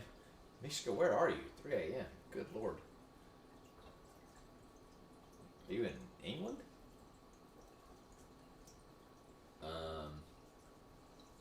I always overclock the memory first. Now, in between, like, you know, no overclock and 450 megahertz overclock, I saw very, very little. Ooh, there it is. 10,913. Hey. Somehow, we just magicked that into happening. Like, and my previous was 10,830, 10,913. Holy crap. So that happened, like, just out of nowhere. Oh, Mishka, you are in the UK.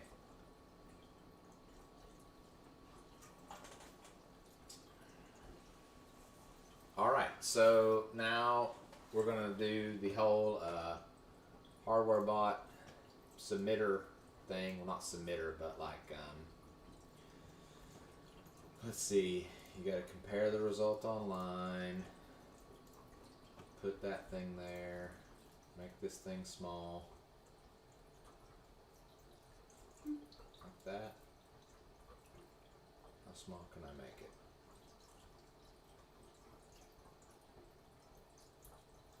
There we go. That's small. That's how small I can make it. And then we gotta make, let's see. Gotta get 2 tech power GPU Z's up. And 3 CPU Z's up.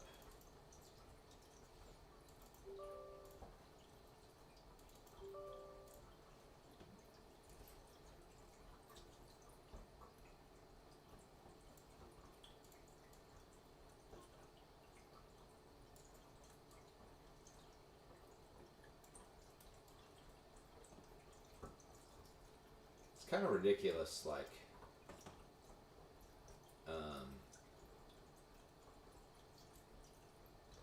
how many windows they make you have up on this thing, and they want like all this information. So you have to have the sensor window here, so CPU, mainboard, and memory there,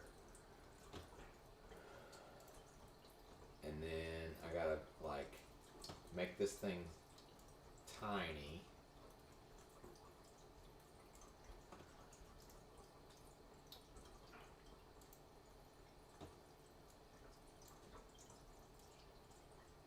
They got to be able to see this.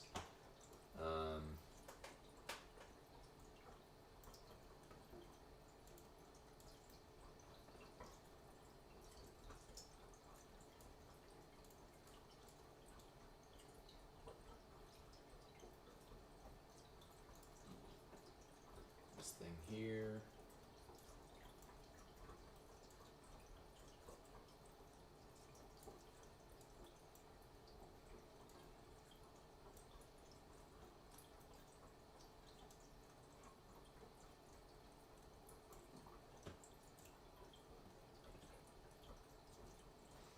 Okay, I think that shows everything. We got 2700X, we got Gigabyte Gaming K7, we got RAM, we got 1080T here, we got the sensor panel. Actually, I'm going to move. Oh yeah, that's fine. We got 10913 here, 10913 there. So, gonna do the print screen thing. And then tech power up, GPU Z's like, hey, you took a screenshot. And we gotta throw this into Paint. And save it.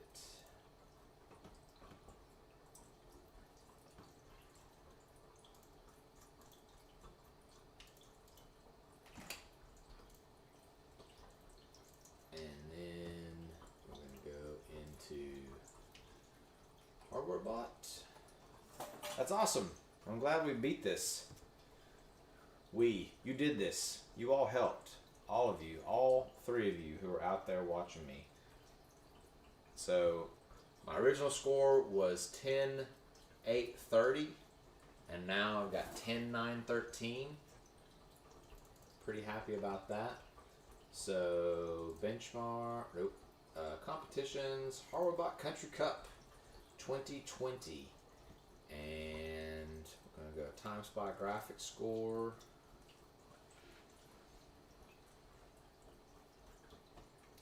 Submit a score.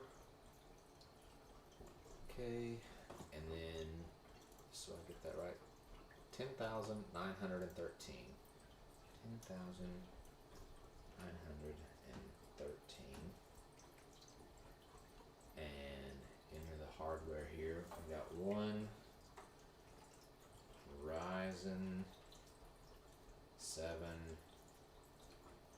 2700X at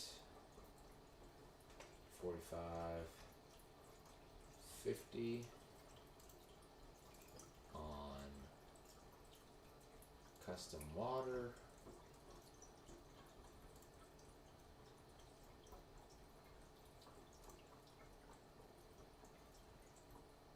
And one GTX 1080 Ti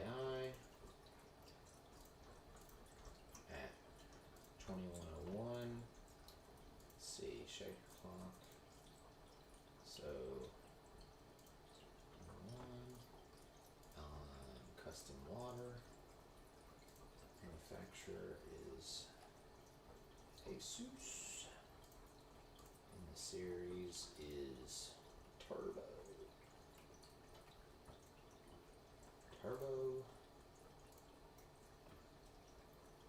And the motherboard is a gigabyte. And the model is a gaming. Come on, get in there. Gaming. Oh wait, I gotta do the whole thing. Let's see, GAX 370. Come on.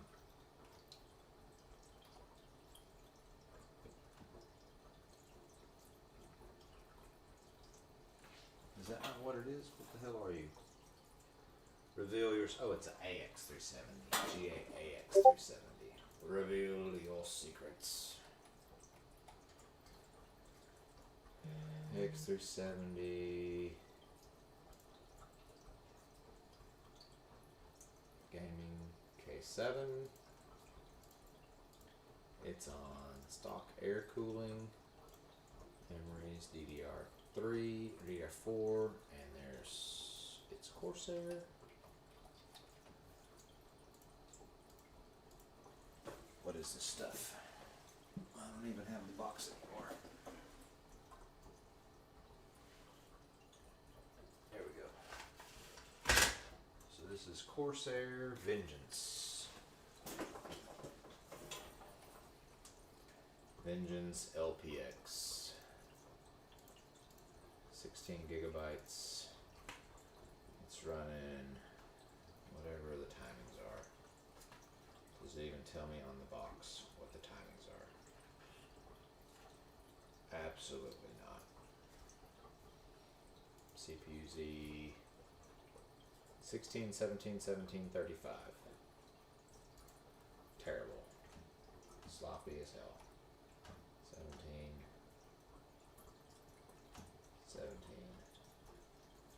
35. Don't care about the disk.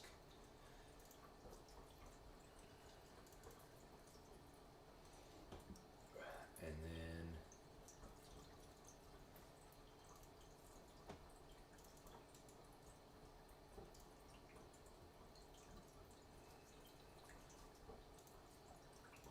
URL.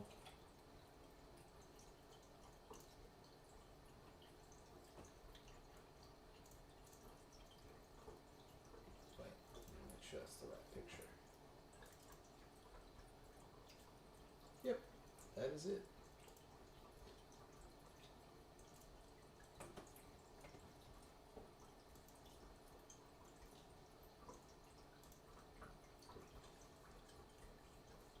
Oh, here comes the cat.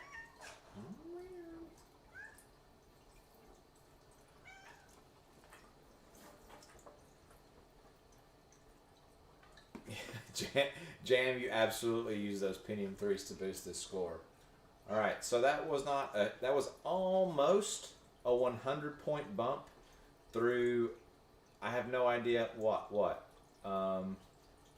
Well, okay, I do know what. So originally, I ran. So I got 10,830 running an all-core OC with SMT enabled on the Ryzen 7 2700X and the stock BIOS on the Asus Turbo 1080 Ti. So the way I got to, so this is how much it took to get 100 points after I took the stock all-core OC, not stock OC, but like a very rudimentary all-core OC, right? I think it was I can tell you. Hold on. So the original OC on the original all-core OC was 4.425, right? So basically, that resulted basically a 4,419. That's a really noisy sync. There it goes. So 4,419 all-core on a 2700X, and then on the 1080 Ti here, it's got a pretty good ASIC. The actual CPU die on this GPU die on the actual die on this card is pretty good, I feel like. So on the stock BIOS, just take an MSI Afterburner. I pushed the voltage and power limits out to the max that MSI Afterburner allows, and then was able to get it to basically 2101 on the core and 6000 on the memory. And in order to get 100 points from just a very, like I said, a basic OC on the GPU and what is really a pretty basic GPU overclock, just max out the power delivery, find out where it stops being stable, and then dial it back a notch and then run that, right? That's basically all I did. That got me 10,830, and to be able to get a 10,913, I had to disable SMT, turn off a CCX in my Ryzen 7 2700X, and then pick the fastest core in the active CCX and overclock that by, I guess that's about 125 megahertz overclock on that one single core. Because remember, all I care about is the graphics score. I don't care about the combined score, the total score, because the total score on my original one was 10,516, and the total score on this was 8,339. Don't care. This is a much worse gaming experience, right, than my original score, because the CPU score on the original score was just absolutely balling. 8 cores, 16 threads, overclocked to 4.25 gigahertz. Yeah, I was smashing it. But it didn't matter, because all I care about is this graphics core. And when you're in the graphics 1 and graphics 2 benchmarks on TimeSpy, you're on a single thread. That's all. It's just running one thread. Yes, cat, I hear you. So I disabled SMT. I disabled a CCX. I overclocked my fastest core, and then everything I see, it seems like everything I tried to do on the GPU side was absolutely fruitless. I flashed an Asus Strix XOC like LN2 BIOS. It's supposed to like completely unlock the power table. It doesn't unlock voltage, it just unlocks the power delivery. I have seen that. Like, I've seen, it's crazily unstable. that BIOS is. I'm going to flash back to my original BIOS because I don't feel like it really did anything for me. So the Asus XOC BIOS, yes.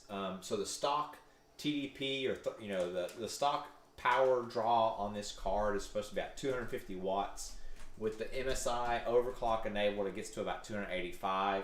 It did draw upwards of 320 watts on at least one run that I monitored, but it didn't result in any noticeable increase in score, right?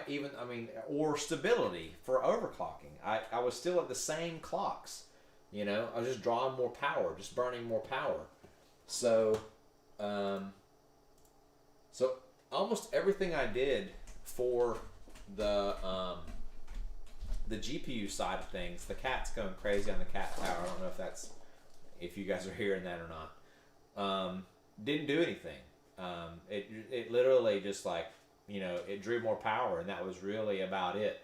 I couldn't ever find a BIOS that would unlock the power tables and unlock the voltage to 1.2 volts. I don't know if that would have gotten me stability at higher clocks. It seemed like 2101 was just this particular chip's limit, regardless of how much power it drew. Yes, the cat is definitely having fun. Regardless of how much power it drew or how much, the memory, or not the memory, but the core clock was just not going to go past 2101. I did get a little bit higher on the memory score here.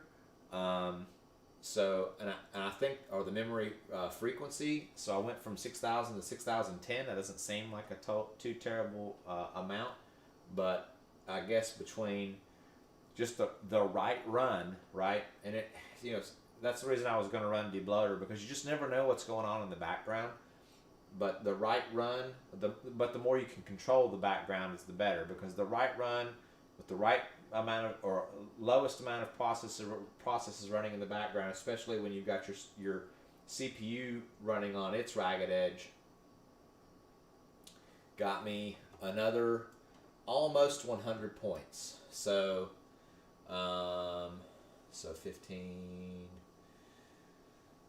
17 points minus 100, so 83 points. I got another 83 points out of it.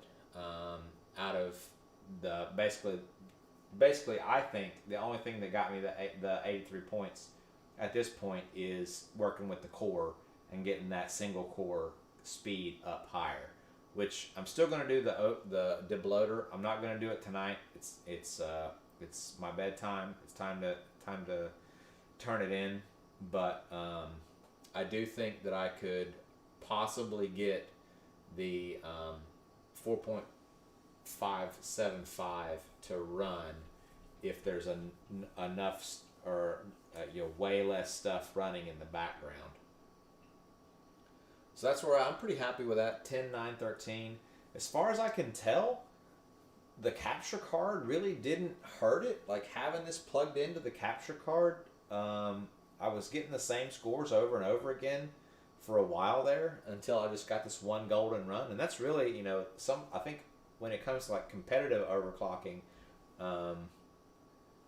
some of it's just like, the run-to-run variability is so wild, and what you've got, and that's the reason I really need to work on stripping down an OS image, get Windows 10 like absolutely ripped down to shreds to where there's just nothing else running in the background other than the programs I want to run, because I feel like that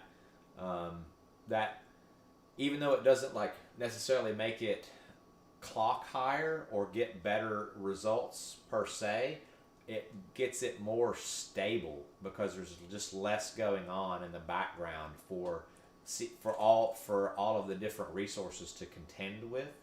So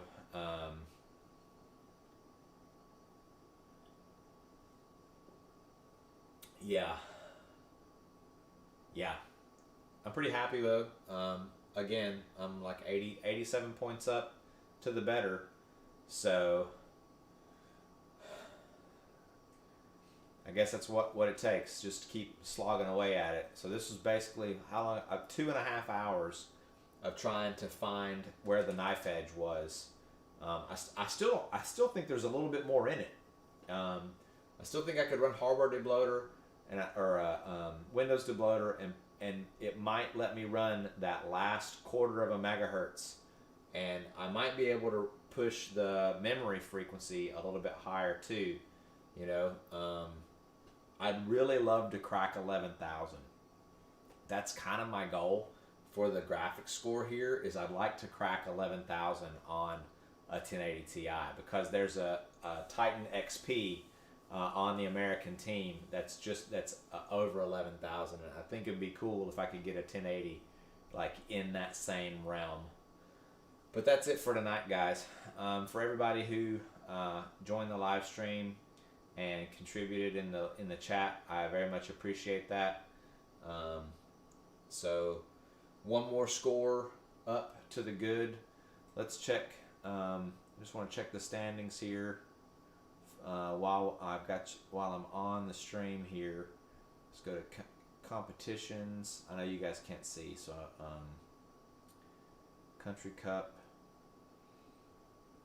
2020 and Time Spy. So America is in the lead.